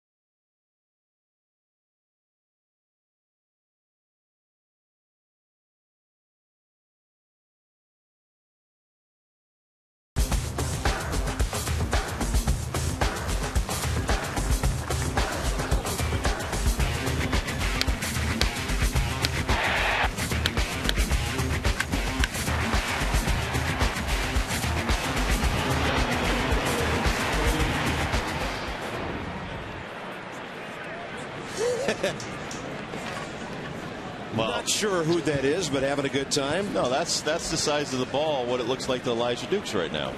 Got it. Big. Let's hope he doesn't swing at that one. Julian Tavares takes over here in the top of the 6th inning. Rob, I'm looking back through the scorebook. The only time I have that the National bullpen has pitched with a lead was the 6th inning and the 7th inning Friday night in Atlanta. So here is Tavares in a game-tied situation. Sometimes it's hard to gauge exactly how well your bullpen's doing or what they're doing when they're always pitching behind. Well, our offense deserves a little better. You got to start pitching up, throwing up some zeros. Can't keep scoring 4 or 5 runs every night. Someone's got to throw a shutout for at least 5 innings. Yeah. Tavares misses upstairs. 2 balls, 1 strike. Pedro Feliz, Chris Coast, and Moyer.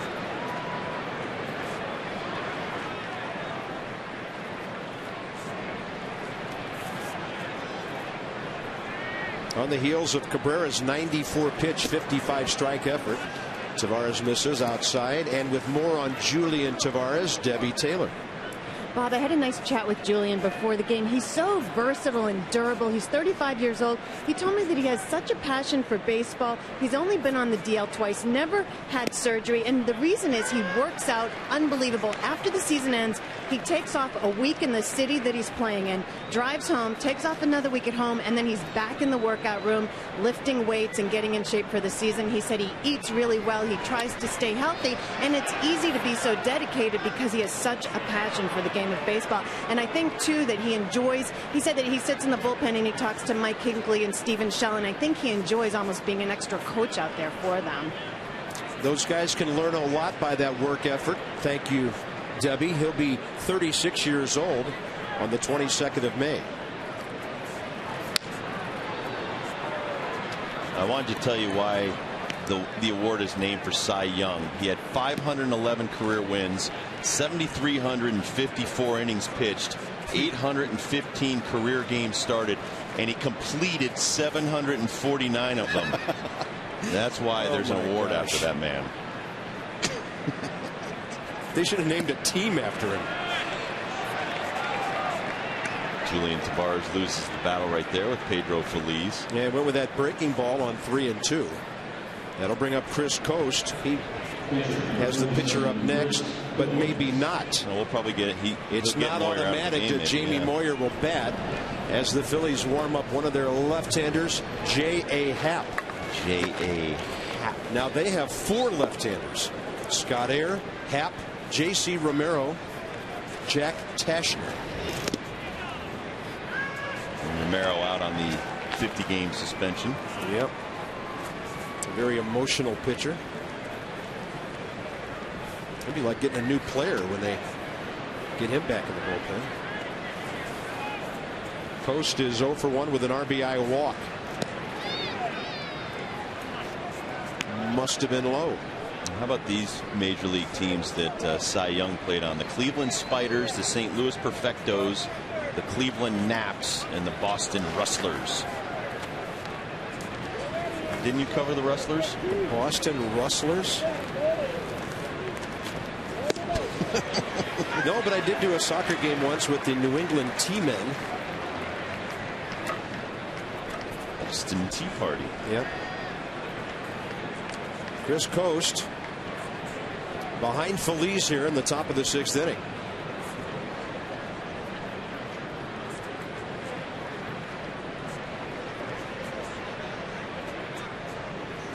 A couple of finals in baseball already today. Pirates at home beat Houston 7-0.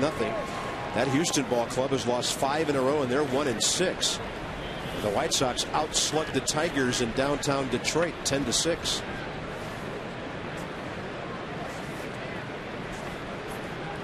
Bunch of games tonight. Rockies are at the Cubs. They're opening up Wrigley again today, and the Dodgers are hosting the Giants. Those are the other ball games in progress.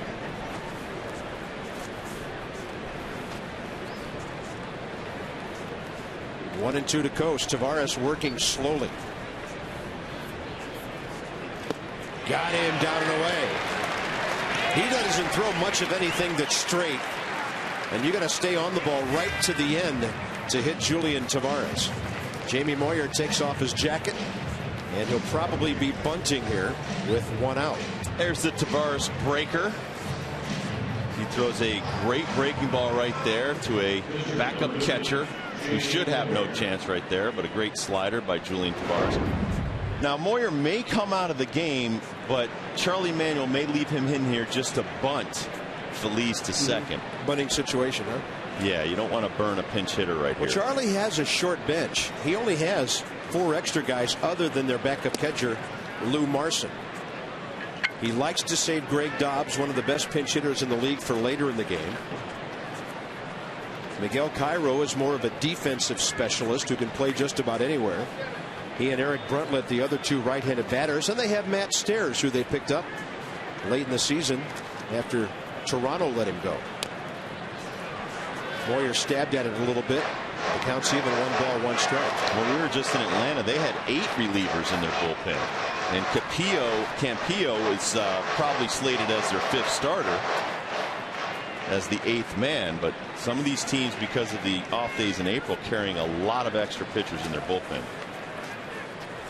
Thus those 749 complete games. We don't have to worry about that record falling anytime soon. I think softball pitchers might have a shot. Put the king in his court. Yeah. Mike Hinckley is one of the national staff leaders with 4 appearances already. That may be with the lefties in mind coming up. Jimmy Rollins is a switch hitter. But then there's Victorino, Utley, and Howard. So Nationals left-handed relievers will figure in very importantly in this series. Jamie bunts it foul and strikes out. 2 outs. They'll miss the first 3 military opening night on Thursday. Pre-game performances, the presentation of colors, and the singing of the national anthem will all be performed by members of the U.S. military. Active military can purchase discounted tickets at nationals.com/military or at the Nationals Park box office. Get your red on Thursday night. Here comes Manny. And Tavares will be done after 2/3 with a walk and 2 Ks. Or will he? He will. Hinckley's on his way. Tough spot for any left-hander, much less one who's been in the big leagues for less than half of a season. The Phillies' big boppers coming up.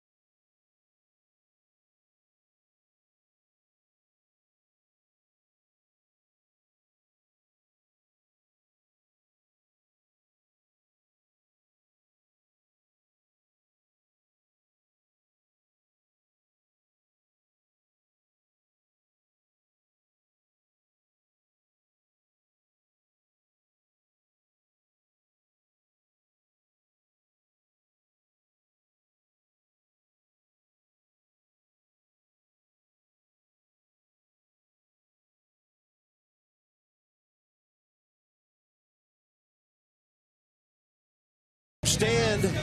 It's a cool day. The sun has pretty much gone away. Cloud cover. The field lights are on as we play here in the top of the 6th inning. Today's copyrighted telecast presented by authority of the Washington Nationals may not be reproduced or retransmitted in any form, and the accounts and descriptions of this game may not be disseminated without the expressed written consent of the Washington Nationals.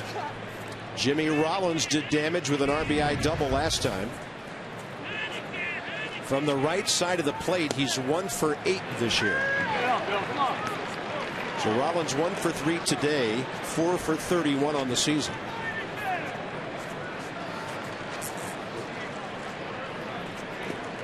The left-hander, Mike Hinckley.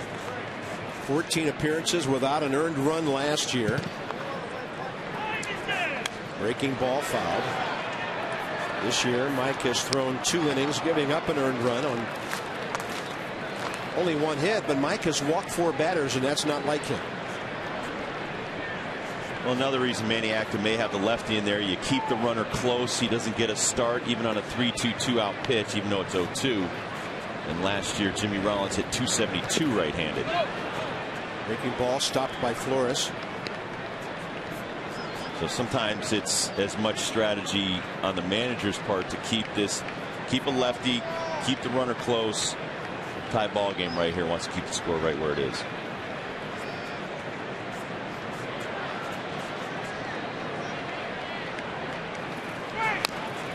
That's a good breaking ball that Rollins thought was a strike until he got through his swing. Right on his hands. And the count's even 1-2.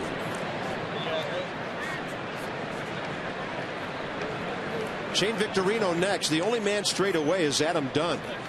Millage about 7 steps toward right center, and Elijah Dukes is well over toward the line.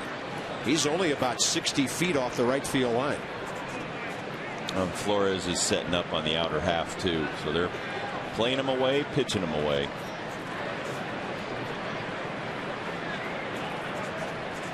Back in. Off-speed pitch, 3-2. Hinckley figures to be in for a while with a left-hander Victorino next. If he gets an out here, he could pitch the entire 7th inning. Although the Nats do have 2 other lefties in Will Ledesma and Joe Beimel. Manny would love Beimel to pitch an 8th inning with a lead. That's a strike on a fastball that buzzes inside corner on Jimmy Rollins. Good job by Hinckley. Runs off the field after getting this badly needed K.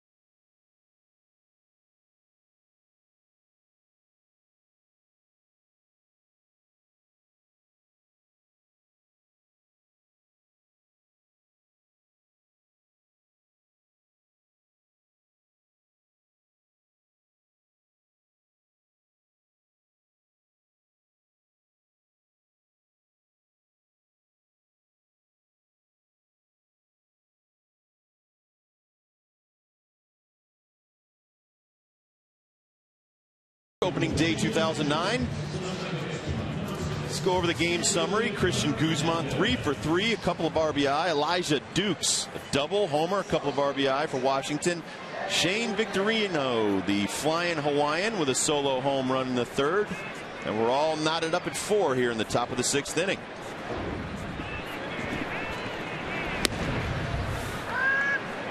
Lasting's Millage will be up third after Hernandez and Cabrera. Nats will turn over the lineup here. 6th inning of work for Jamie Moyer. Right off the end of the bat. Anderson 1 for 2 with a base hit, a run, and a swinging strikeout. Josh Willingham. It's a pinch hit. I remember one of his last at bats in this ballpark. Is it a home run? Grand slam, the exhibition game. Nice, that's right.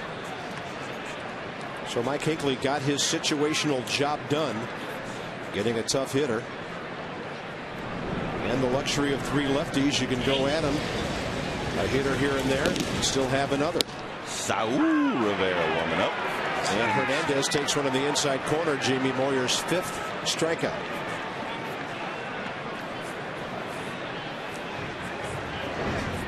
Here's the pitch tracks. Jamie Moyer has to live on the edges, has to have pinpoint command. And there you see an excellent breaking ball on a young hitter. Bring him up, sit him down. Nice round of applause for Josh Willingham, one of the newest Nationals. I think if Elijah and Dunn keep swinging the way they're swinging, it's going to be hard to break into this lineup.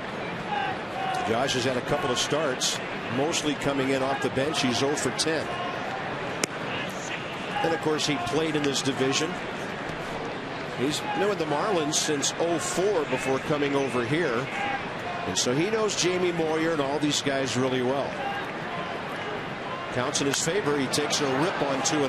Well, when he's playing and he's healthy and he's playing every day, getting his at-bats, he's averaged 27 doubles, 20 home runs plus a year in those 3 years with Florida. It's a tough situation. You get traded somewhere and then you sign a big free agent like Adam Dunn, and now there's 6 outfielders. It's going to be hard to get playing time.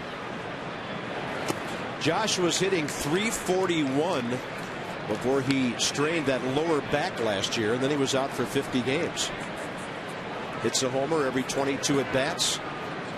Sees at least 4 pitches per plate appearance, which he's already done here, as he hits ahead of Millage with 1 out, bottom of the 6th.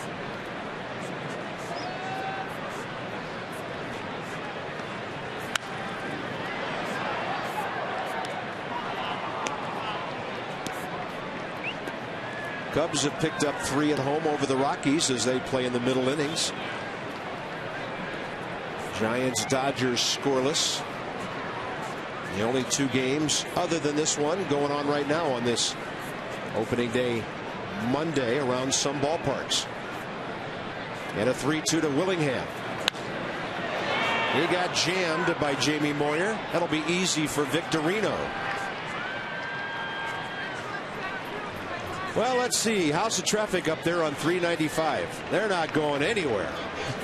You all should be here having a good time at the ballpark today. Cloudy day. The sun has sort of gone away. Rob Dibble, Debbie Taylor, I'm Bob Carpenter, right here on Masson HD for our home opener.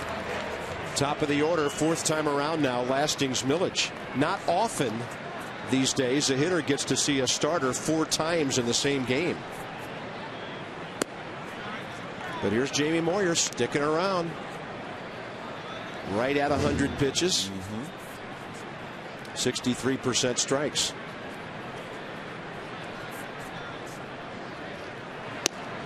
Millage looks it all the way in, gets the count in his favor, 2-0.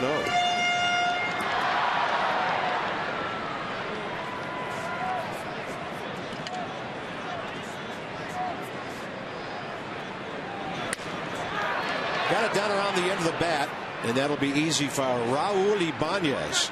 Jamie Moyer retires 5 in a row after the Elijah Dukes home run. 4-4 into the 7th.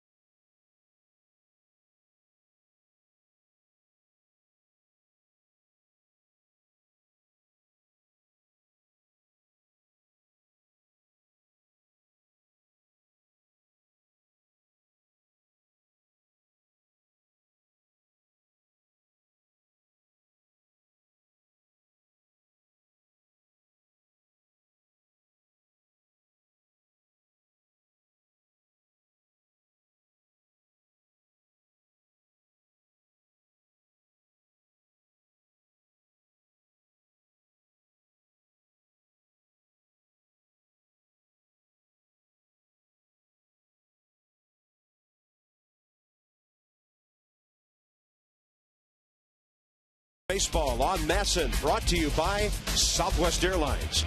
Low fares, no hidden fees. And by PNC Bank. PNC leading the way. Home opening day here at Nationals Park. Last year was March 30th. This year it took till the 13th of April. And they go to the top of the 7th. Victorino, Utley, and Howard. And when he's going well, he can be almost like a right-hander or a left-hander out there. And that's the ever versatile and deceptive Saul Rivera. He's got stuff that can match up against left-handed batters. He'll have to be at his best against this bunch. Shane Victorino's 1 for 3 with a homer. Chase Utley is 0 for 3. Ryan Howard with a base hit, 1 for 3. But robbed of an extra base hit by Elijah Dukes last time. Phillies box score rolling by on strike 1 by Rivera.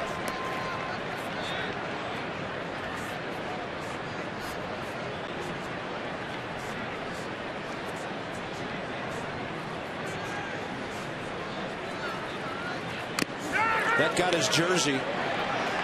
Man, you don't want to hit that guy with these boppers coming up. And Shane Victorino is on. And by the way, just real quickly, I'm going to pass this your way. Commissioner Bud Selig has issued a statement on the passing of Harry Kalas. Commissioner said, quote, Major League Baseball has lost one of the great voices of our generation. Harry Kalas was an outstanding ambassador for the game. First as an original member of the Astros broadcast team in '65 and beginning in '71 as the voice of the Phillies. Baseball announcers have a special bond with their audience. Harry represented the best of baseball not only to the Philly fans but fans everywhere. Now Rivera hits Chase Utley, who jams the plate. And the final thought from Commissioner Selig on behalf of all Major League Baseball. He expresses his dearest sympathy to Harry's wife Eileen and his 3 sons Todd, Brad, and Kane. Harry Kalas, we lost him here at Nationals Park today. That's already been posted in the Phillies dugout. And you know who they're dedicating this game to. And Saul Rivera has plunked his way into a huge jam. I'm glad you finished that sentence. I'm not sure what to say with Ryan Howard coming up.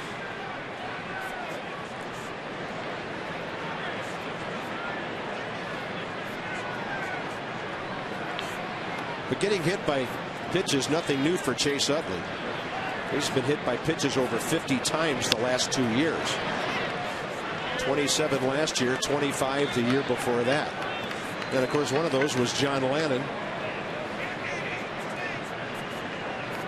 I like the little air of arrogance with which Chase Utley plays this game. He leans out over the plate and says, I'm here, buddy. Howard is well off the plate, and that ball is hit deep to left center. Millage watching it fly away, and the Phillies lead 7-4.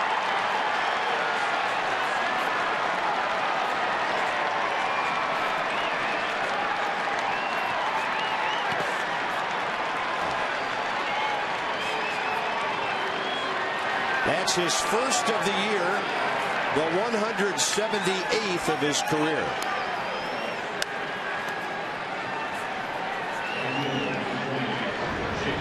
Well, this is the pitch sequence to Ryan Howard. He throws a very good breaking ball right there.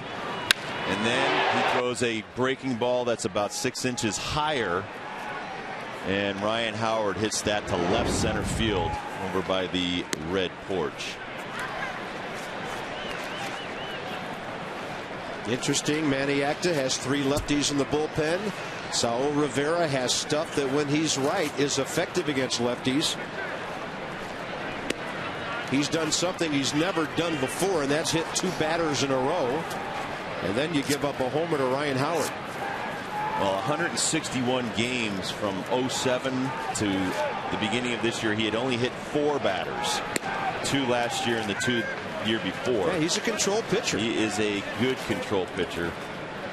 The biggest problem I can remember from Saul is about 2 years ago, he would have a problem coming out of the bullpen and walking the first man he would face. Then he'd settle down and get some outs. But I've never seen something like this happen.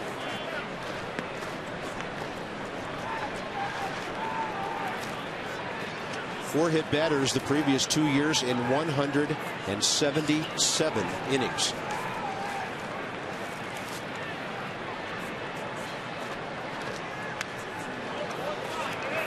Jason Worth has 2 hits today. Phillies 7 runs, 7 hits. Nationals 4 runs, 8 hits. 3 errors have allowed the Phillies to score 3 unearned runs. Hang in there, folks. Good breaking ball away for the strikeout.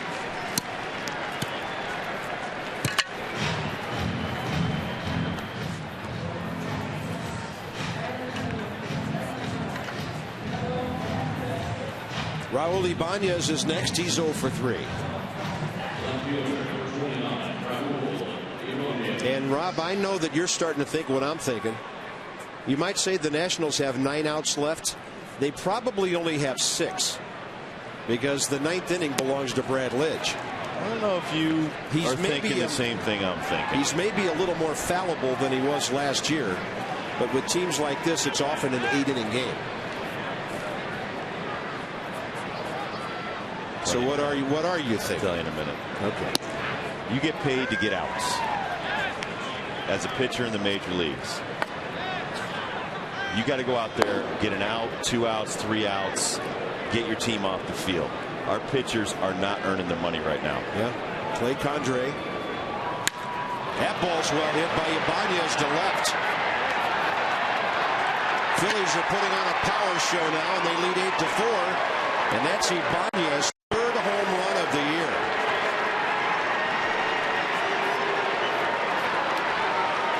The Nationals came into this game with the worst ERA in the National League at 8.03. The worst in baseball is Cleveland's 8.82.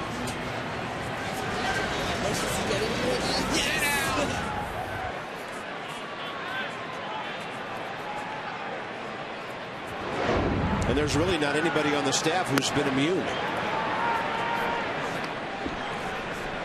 Phillies have now hit 7 homers on the year, make it 8, and 3 of them today. Pedro Feliz, the hitter, he's walked twice. I think one of the problems, Rob, that we've seen in all these ball games, Florida, Atlanta, now Philadelphia, is how much the other teams are getting on at the bottom of their batting orders. 6, 7, and 8 today for the Phillies, on base 6 times.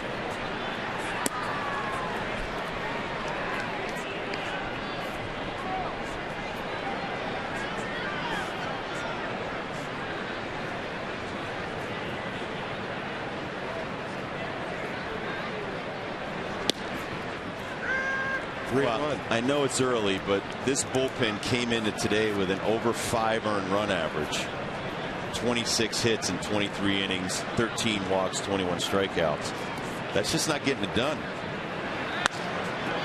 In the air to right, Elijah Dukes is under it. That's the second out of the inning with Chris Coast coming up. How about checking out one of the Nationals mini plans? There are 4 to choose from. It'll fit your schedule, your budget, as low as $80 a seat. It's your choice. One of 2 9-game plans for the price of 8, a 12-gamer for 11, or you can get 13 Sunday games and pay for just 12. 202-675-NATS, Nationals.com, or the box office here at the ballpark.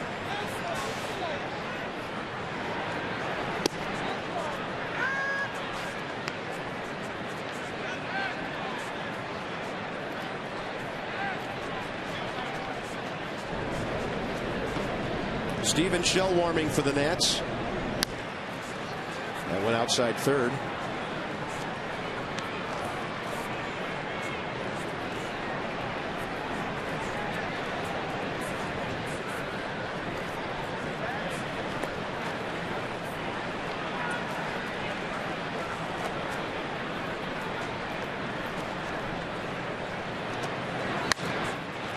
He's hit the only balls Ryan Zimmerman has hit today. Coach took a line drive earlier to Zimmerman. Gets thrown out now. And a disastrous 7th inning for the Nationals. 4 runs on just 2 hits. Home runs by Ryan Howard, a 3-run shot, and a solo blast by Raul Ibanz. It's opening day. Patty Austin is coming back out for God Bless America, a sold-out ballpark today on a cool Monday afternoon. Phillies on top now by the score of 8-4 with Guzman, Zimmerman, and Dunn coming up.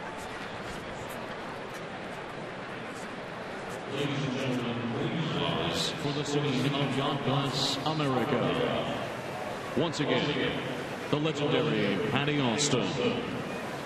Okay, we're not going to do this Kate Smith style. We're going to do it 2009 style. So can I get everybody to help me? 1, 2, 1, 2, 3, and God bless America, land that I love.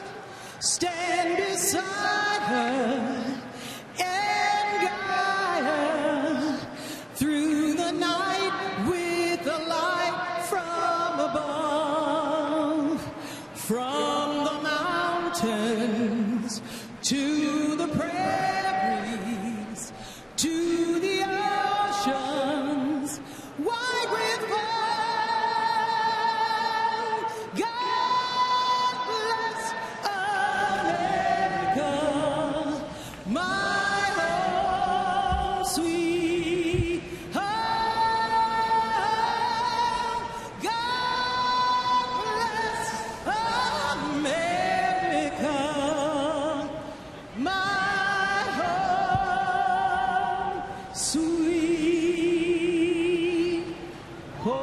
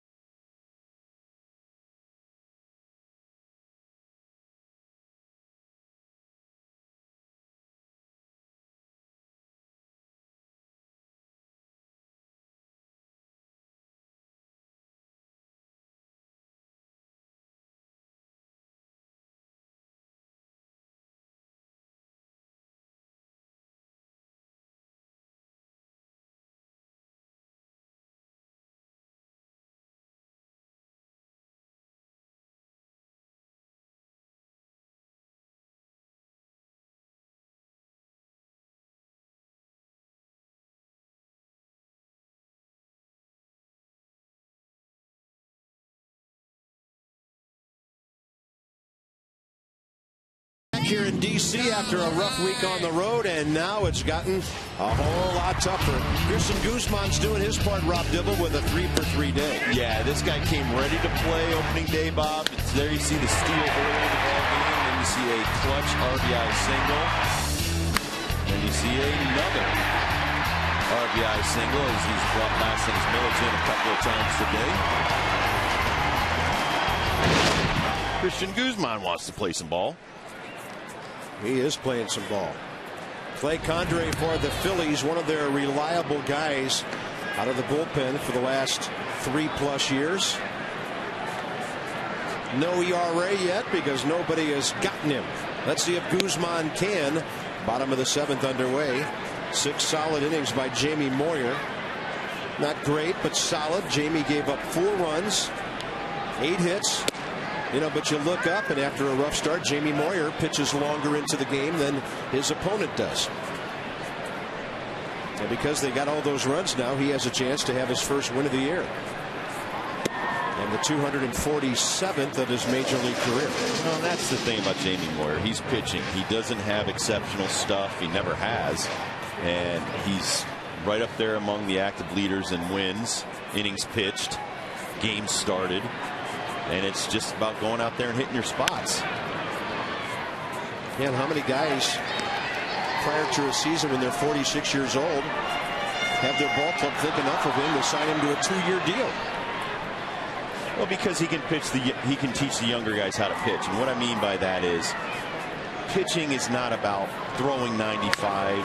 It's about locating your pitches properly to get the most out of yourself. Christian Guzman is 4 for 4.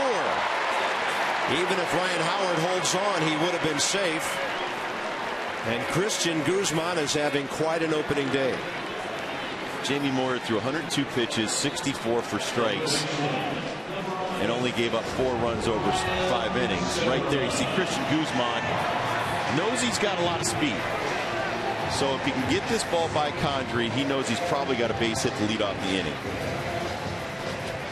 Some good baseball right there. Look at that. Beats it over his head. 4 for 4. And as you've said all day, his 6th multi-hit game out of 7. I mean, that's impressive. Can we get some other guys that can start contributing like that? Ryan Zimmerman trying to bunt. Now Ryan is a great bunter. A couple of years ago he was the best on the team. But your number 3 hitter usually doesn't do that. I know what he's thinking. Right. Adam Dunn's on deck and he's almost the tying run. You're down by 4, you need base runs. Ryan Zimmerman lifting one to left field. Did he get it? No. Just a few feet short, gathered in by Ibanz.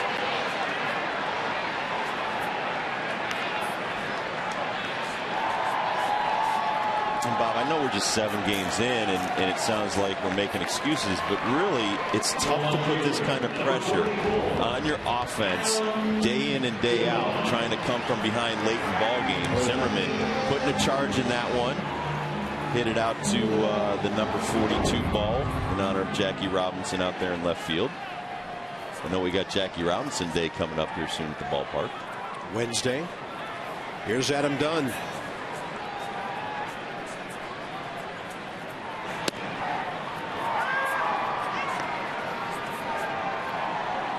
But yeah, you make a great point. I don't think I need my number 3 guy going up there bunting. I want him trying to make this a 2-run ball game. Adam Dunn launches one to center field. How far is this one going? Out of here. 8-6 game now. He homered on opening day in Florida and opening day here in D.C.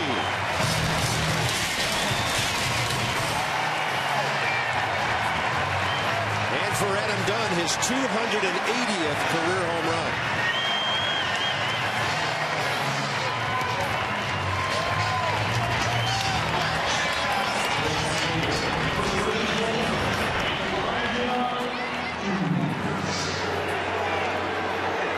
He doesn't have to pull it to hit the long way, does he? No. No, this ballpark will not hold this young man. There's Elijah Dukes, who homered his last time. So Dunn has a double and a homer. Dukes has a double and a homer. And this game is far from over in the 7th inning.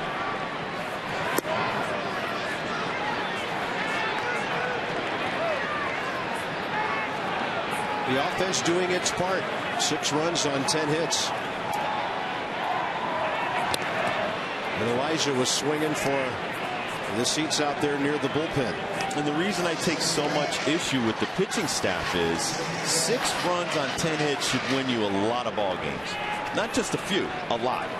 5 runs on 10 hits yesterday. Saturday was an off night, beaten 5-3. 5 runs on 14 hits Friday. Dukes gets one up the middle. Jimmy Rollins is going to have to hurry. He does, and gets Elijah by a step. 2 outs. It'll be up to Nick Johnson against the right-hander.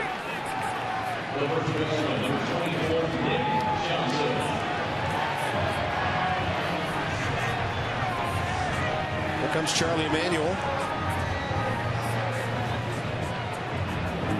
As mentioned, he has 3 lefties to choose from. And the veteran Scott Air is on his way. Bases empty, 2 outs. 2-run game, bottom 7.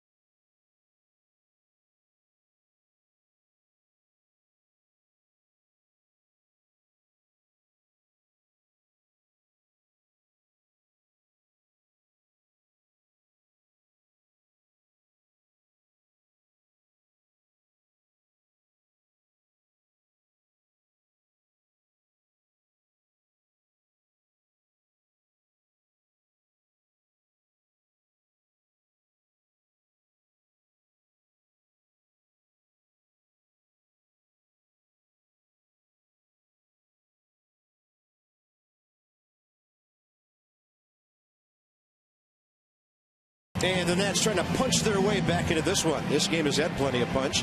8-6. 7 o'clock on Masson HD. Game 2. Chiron Martis gets the start.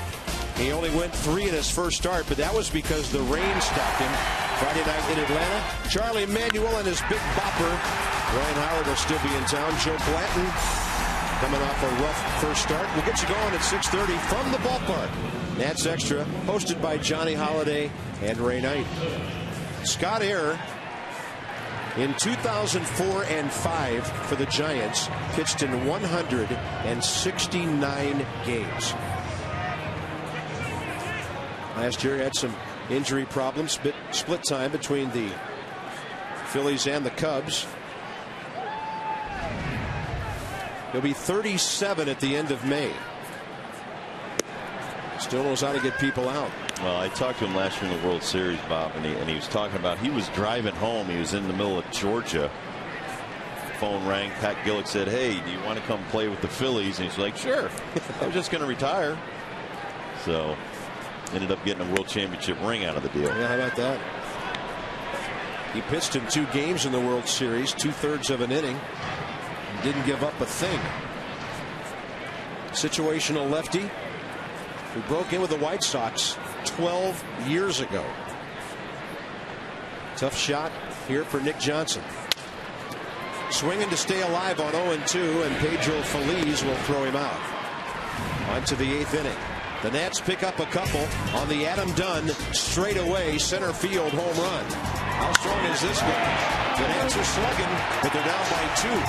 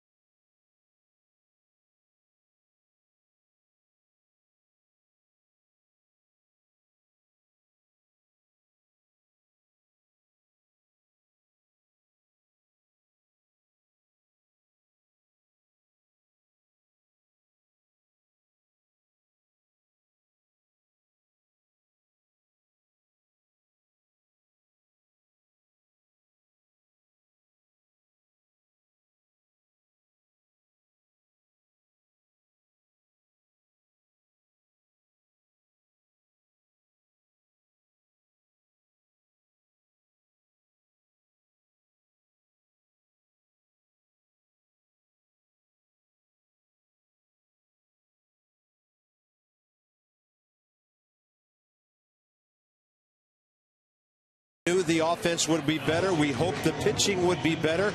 Half of that has come true. Another great offensive outing for the ball club today. 6 runs on 10 hits and a couple of home runs by the big guys. And 6 runs should be enough to win, Bob. I mean, that's the thing. You got to start counting on your pitching staff to hold these leads, or even in a tie ball game, keep it there, give you a chance to win some ball games. Pitching staff's just not getting it done right now. And it may have to start with one of the starters just going 7 or 8 some night. Then you get your closer in there. Joel Hanrahan right now has no role on this ball club. No, he does not. And you know what? You hit a good point right there. Sometimes the starting pitcher has to be the closer and stop these losing streaks. Especially against some of the offensive teams the Nationals are seeing early in this season, with the Marlins followed by the Braves and now the Phillies. Left-hander Will Ledesma will take over as we go to the top of the 8th. Right-handed pinch hitter Eric Bruntlett will step in for the Phillies. Well, and the big thing about the major leagues is, too, you got to define your own role. You want to stay in the major leagues, you want to be a setup guy, closer, whatever, and make a few dollars and put it in your pocket. You got to start going out there and getting some outs. And then you'll show up for work the next day, and Maniac will say, you're my 7th inning guy. You're my 8th inning guy. You've got a spot in the rotation for the next 10 years. Eric Bruntlett 1 for 5 with an RBI to start the season. 31-year-old veteran. Hit .217 in part-time action for the Phillies last year. He came with Brad Lidge from Houston for Michael Bourne, right-hander Jeff Geary, and third baseman Mike Costanzo in November of '07.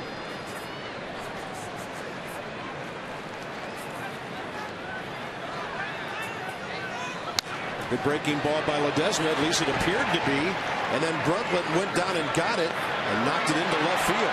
He's thinking too. He's there. He can just cruise on in. I think the Nationals fans are happy with some of the defensive things they've seen today.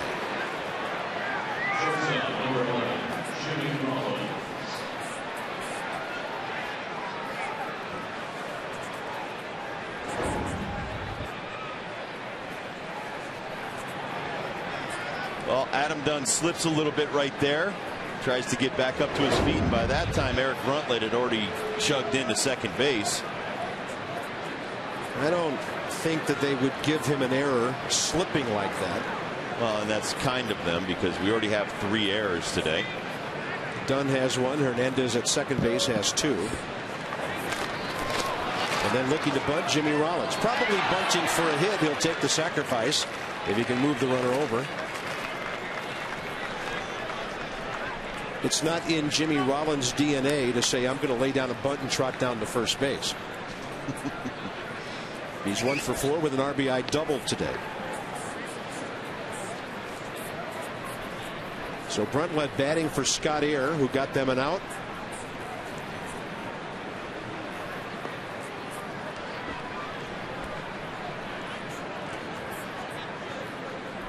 And the next pitcher you'll probably see up working for the Phillies will be Ryan Madsen, who sets things up for Brad Lidge. Well, in good teams too, Bob, you don't beat yourself. You don't do a lot of walks, make extra errors, give extra outs. That's beating yourself. You're not making it easier on yourself when your bullpen comes up and gives a 4 spot up in the 7th. Boy, the thing that hurts about those other runs given up early, those were absolute routine plays at second base.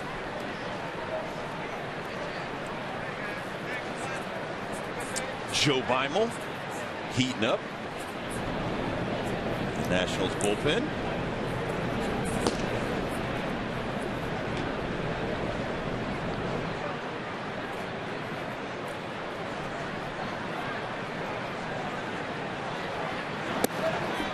Nasty breaking ball. 1-2 to Jimmy Rollins.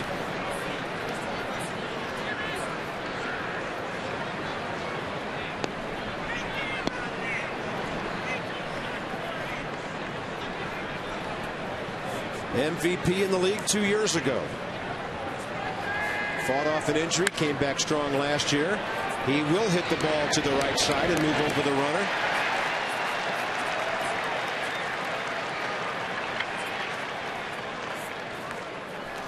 And it'll be Shane Victorino next.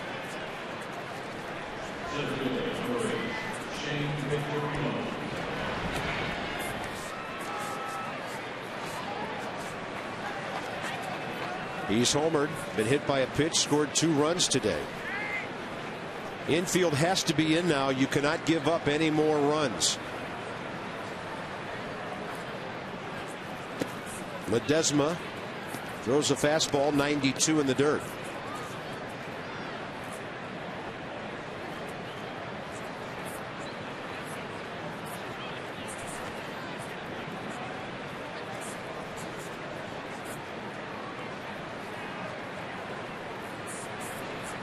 Breaking ball popped into left, and that will make it 9-6.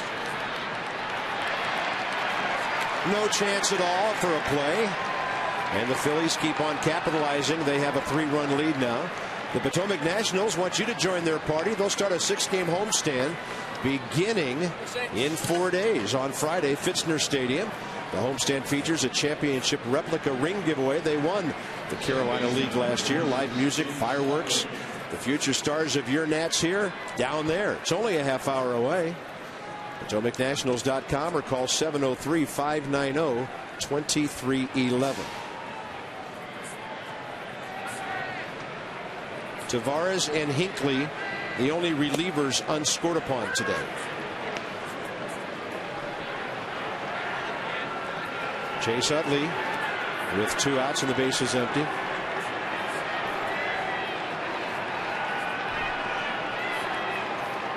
A lot of Philly fans in the ballpark today. We can hear them.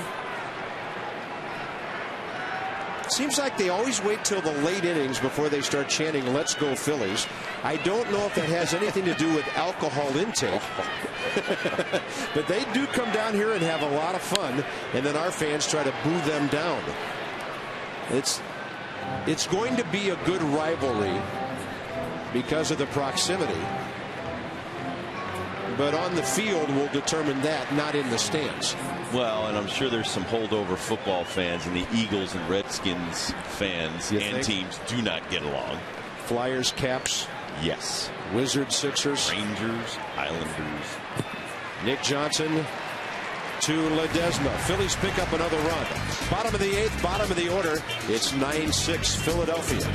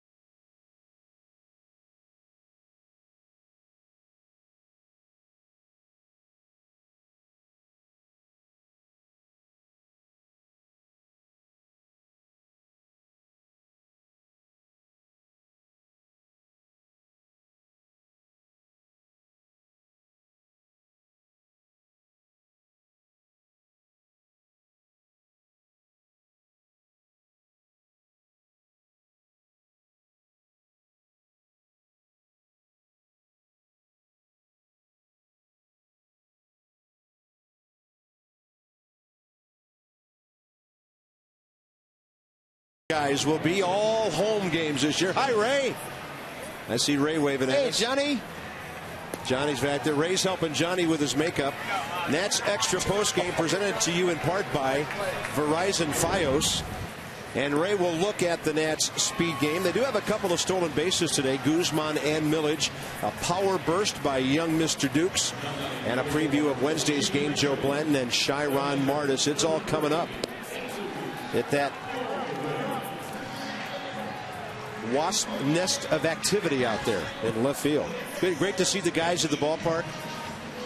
And I know they enjoy being here closer to the team, closer to our fans, and it'll be a great destination for our fans as part of all the fun out there in the center field plaza.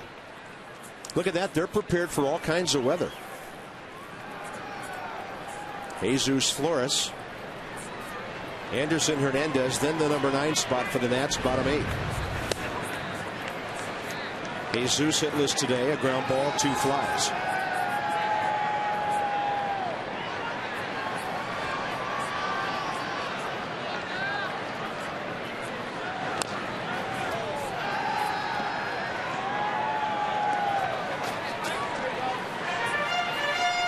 Ryan Madsen, 76 games last year. Nearly 83 innings, 67 Ks, 23 walks, almost a 3-to-1 strikeout to walk ratio. And he's a big, tall guy at 6'6", 200. He's got quite a sidearm whip. Well, let's just break him down here on the Exmo. He's very deceptive, long and lanky, hides that ball very well behind his back, and then he brings it in there as he strikes out Jesus Flores to start off the 8th inning. But that's what's made him one of the best setup guys in the business in the last couple of years. Every closer needs one. Yep. I think of Dwayne Ward all those years up in Toronto with Tom Hankey. Guys like Rick Honeycutt helping out Dennis Eckersley. Somebody's got to get the ball to the 9th inning.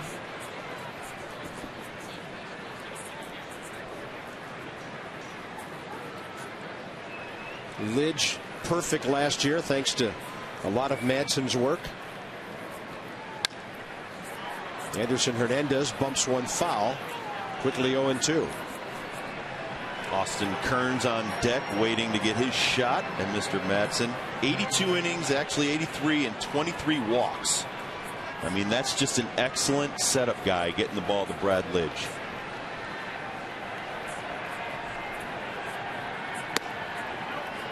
And actually his velocity has increased over the last few years. 6'6", 200. And he's a homegrown Philly, 9th round in the June draft 11 years ago. He paid his dues in the minor leagues. It took him till 03 to get up for one game, and then 52 and 04. He's been a mainstay ever since. His only unhealthy season 07 when he only pitched in 38 games. And it maybe took him a little bit longer to get into the relief role. He did a lot of starts at the minor league level. Yeah. Hernandez puts a good swing on it, right to Jimmy Rollins, though. Off the bag, and Jimmy Rollins throws it into the dugout. And Anderson Hernandez should be given second base. E6 all the way on Jimmy Rollins, his first error of the year. That was unexpected, but speed will do that to an infielder. Well, Jimmy Rollins knows he has to get rid of the ball in a hurry right here, and it's a routine play. He double pumps. Sometimes the worst thing for an infielder to do is take his time. Drops down a little bit, slings it, and it goes back towards home plate. Brian Howard cannot make the play. I think Anderson Hernandez missed the bag on that. He was worried about getting flattened by Ryan Howard. He came back and touched the bag, and then Brian Runge, the umpire, pointed down to second base. With the more experienced Jason Worth, you saw him slide earlier in the ballgame. Kearns with a good swing, and it's caught by Ibanz. Austin Kearns seemingly getting robbed every time he lines one to left. Eerily similar to last Wednesday in Florida. 2 outs. And Ibanez has played 2 balls very well out there today. Well, the grass is beautiful here at Nationals Park, so you know you're going to hit some nice carpet. And Raul Ibanez for this ball. Pitchers love to see their outfielders run after balls like that. Raul Ibanez steals at least a double, maybe 3 with that catch. If he misses it.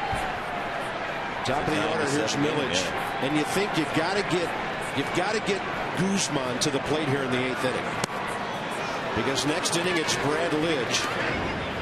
Here's the catch with the Exmo, and as an outfielder, especially late in a ball game, you have to make a split decision. Should I play this layup for a single, and not play this into extra bases or try to rob the guy. And right there, right decision. Late in the ball game, though, you don't want to give up a double or a triple. Hope you've enjoyed our Exmo camera today. One of the things we pledged to do this year to get you closer into the action here on Masson. Lastings Millage 1 for 4, a single, a steal, and a run. And he is gone quickly. Change up, dove down and in on him. The Nats are gone. They've stranded 7 today, down 9-6.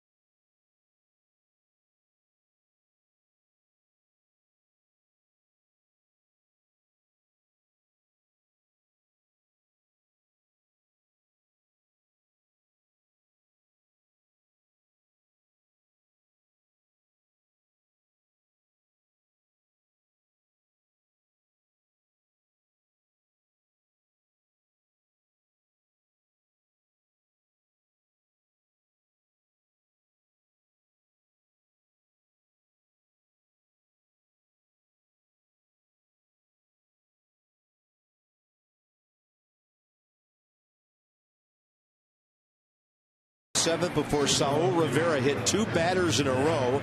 Ryan Howard made the Nats pay. Well, relievers got to come in a game ready to throw strikes.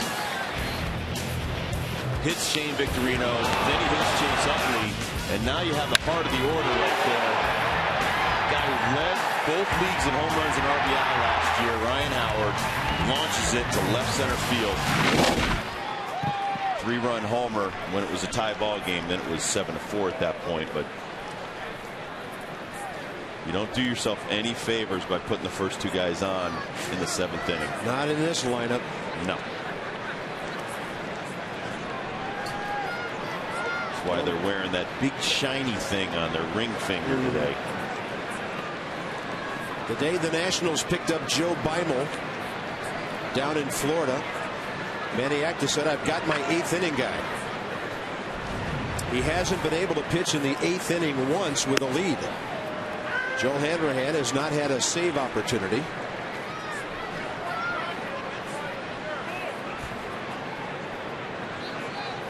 And Joe Beimel pitches in a mop-up situation here in the 9th against Ryan Howard.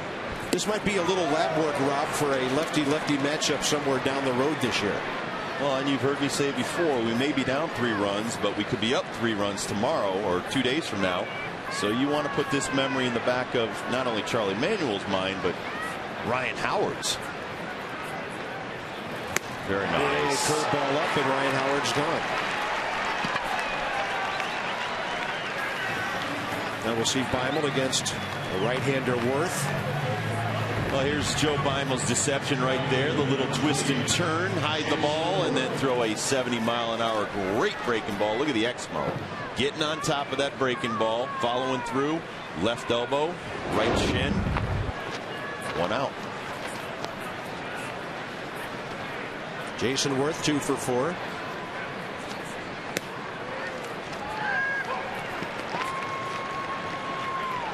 Now that pitch a little bit different. That's a hard slider right there at 84. So he's got 2 different breakers. Showing everything. Well hit right center. Millage to the track. Now he got well back on that one in plenty of time. Because of his initial run, made that play look relatively easy. Raul Ibanz is coming next. This is a long homestand the Nats are home for. I think it's Phillies are here Wednesday, Thursday. Yeah. The Marlins in for the weekend. And then the Atlanta Braves come in next Monday, Tuesday, Wednesday. 888-632 Nats. Then we get to see the New York ballpark. Yep. I'm going to walk out to the middle of the Shea Stadium parking lot and look around and say, gone. Because that's where Shea used to be, and now it's Citi Field. Great googly moogly. We're looking forward to that. And we'll get a look at the new Yankee Stadium later this season. The Nats will be up there for Interleague. The Red Sox are coming here. Boston will be here Tuesday, Wednesday, Thursday. June 23rd, 24th, 25th. The Red Sox are coming. And the Tuesday, Wednesday, Thursday before that at New York. In the Bronx. That ballpark, by the way, the Yankees built, cost twice as much as this one did. They're always showing off. They're the Yankees.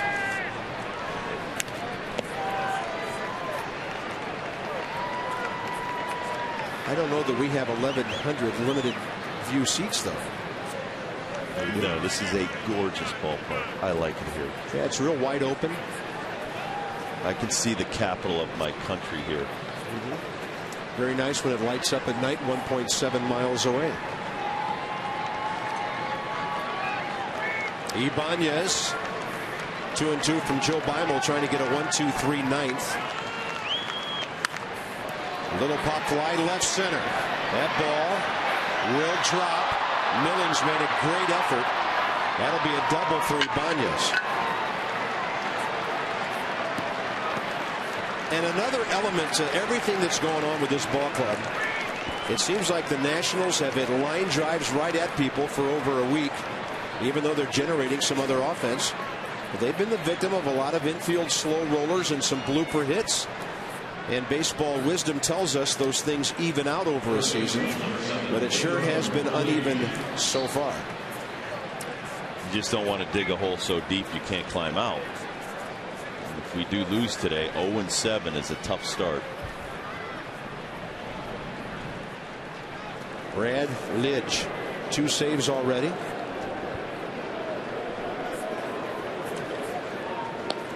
Looking a little human with a 2.25 ERA. Out to short. Guzman has it off the bat of Pedro Phillies. Christian Guzman is looking for a 5-for-5 opening day. And then the big guns are coming up in the ninth.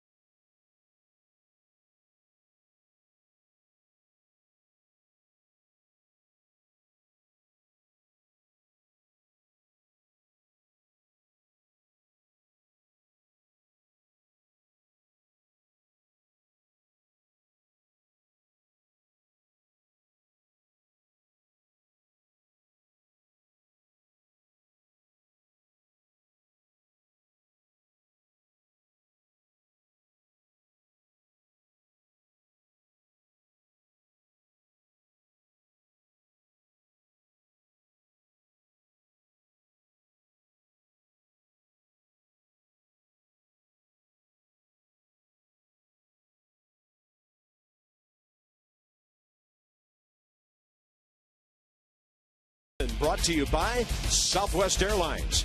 Low fares, no hidden fees. And by H&R Block. When you've got H&R Block, you've got people. Well, the Nationals trying to come back in the ninth inning and pull this baby out for their first win of the season. Johnny Holiday along with a Ray Knight opening day at the ballpark. Still some work to be done, and the long balls have cost the Nats this lead today. Yeah, 3 left-handed bats, Johnny Victorino, Ibanz, and Howard going deep. Howard's a big blast after getting 2 guys on by top pitches. Well, the fans are excited. Let's see if the Nats can pull this one out. They're down 9-6. We go to the bottom of the ninth. Let's go back to Bob upstairs. All right, Johnny, that's us over your shoulder about 460 feet away. And here we go to the bottom of the ninth. Guzman, Zimmerman, and Dunn. And Brad Lidge with a couple of saves already, 41 out of 41 last year. He is the only man ahead of Rob Dibble on the all-time reliever list with strikeouts per 9 innings. Lidge at 12.5. Dibs checks in at 12.17. That's because I can bring it back then. Now he's still bringing it, but he also has a killer slider.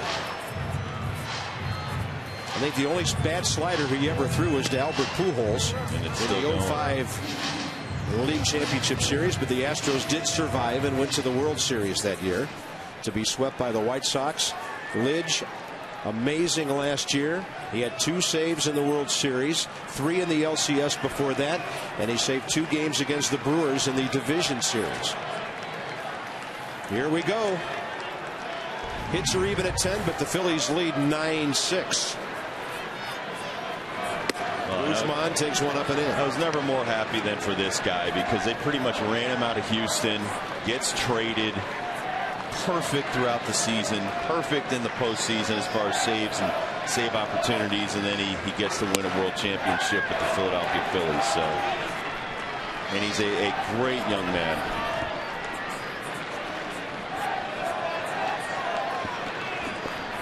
Guzman is hitting .500. He's 16 for 32. He laid off it, says Jim Joyce, down at third. And the count goes to 3-0. Walks as good as a hit right here with Adam Dunn after Ryan Zimmerman. Here's this last pitch as he holds up on the bat. The bat doesn't break the plane of the plate, so it's not a strike, it's a ball. Guzman on 3-0. And he goes right to the wall in right field. He hit the ball so hard he's got to hold up. He pulled up lame. Oh my goodness. Not this. Now. He was probably thinking double out of the box. Coming out of the box, here it is. 3-0 fastball. Oh, he twists his left ankle. Coming out of the box, he rolls that ankle. Watch it right here. He's going to try to take that first step. He's coming out. Yep, either rolled the knee or he rolled the ankle, but I hope he's all right. Thank goodness there's a day off tomorrow. Nationals would probably use Alberto Gonzalez to pitch run.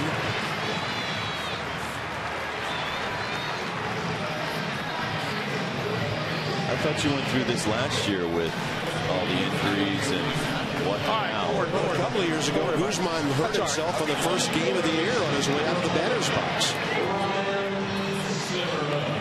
That's the second 5-hit game of his career. Last time he did it was for Minnesota, May 7th of 04 at Oakland. Here's Ryan Zimmerman.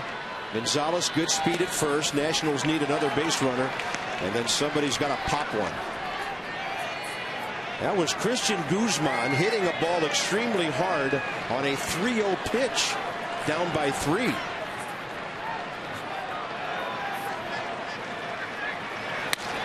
Zimmerman, center field. This ball's got some carry. It's out of here.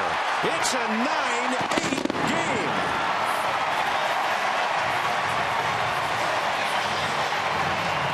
Don't punch your Metro tickets yet.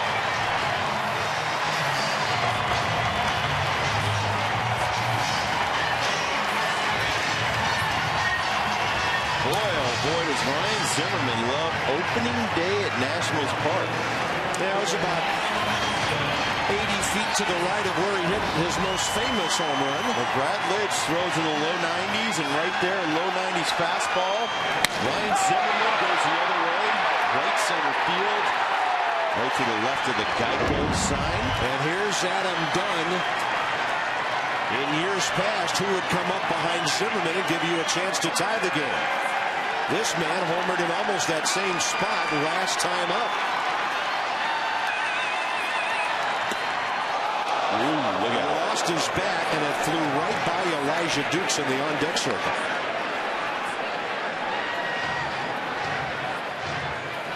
That was Ryan Zimmerman's second homer of the year. Jumped his RBI total up to 7. And of Zimmerman's 7 hits this year, 6 are for extra bases. Look out, Elijah.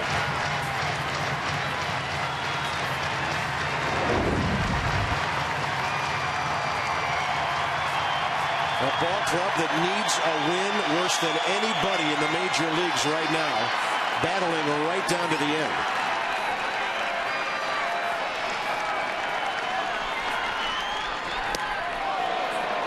One and two. Well, right here, we need a base hit.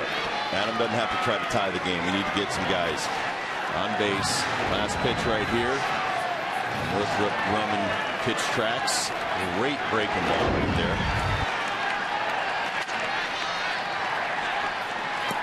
Dunn takes it low. Yep. He's been on base 3 more times today with a walk, a double, and a 2-run homer. And the one time they retired him was that great catch in left center by Phillies. The shift is on.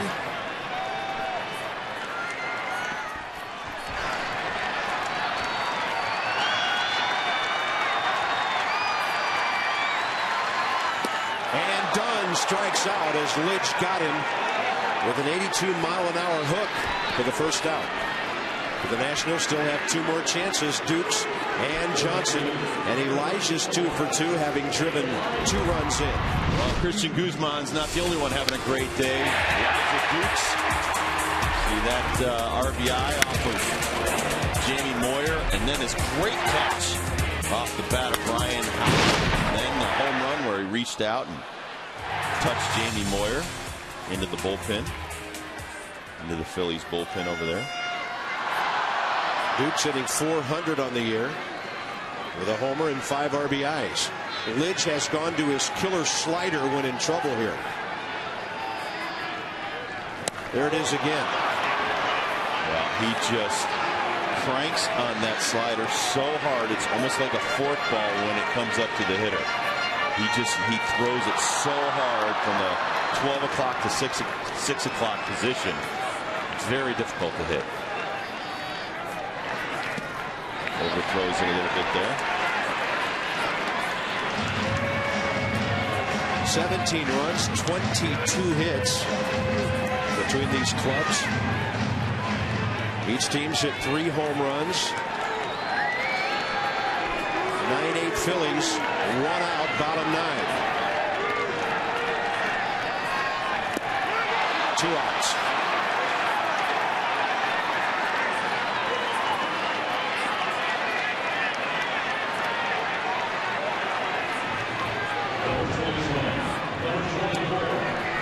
The Exmo showing how hard it is to hit that Brad Lidge slider. Bounces off the plate.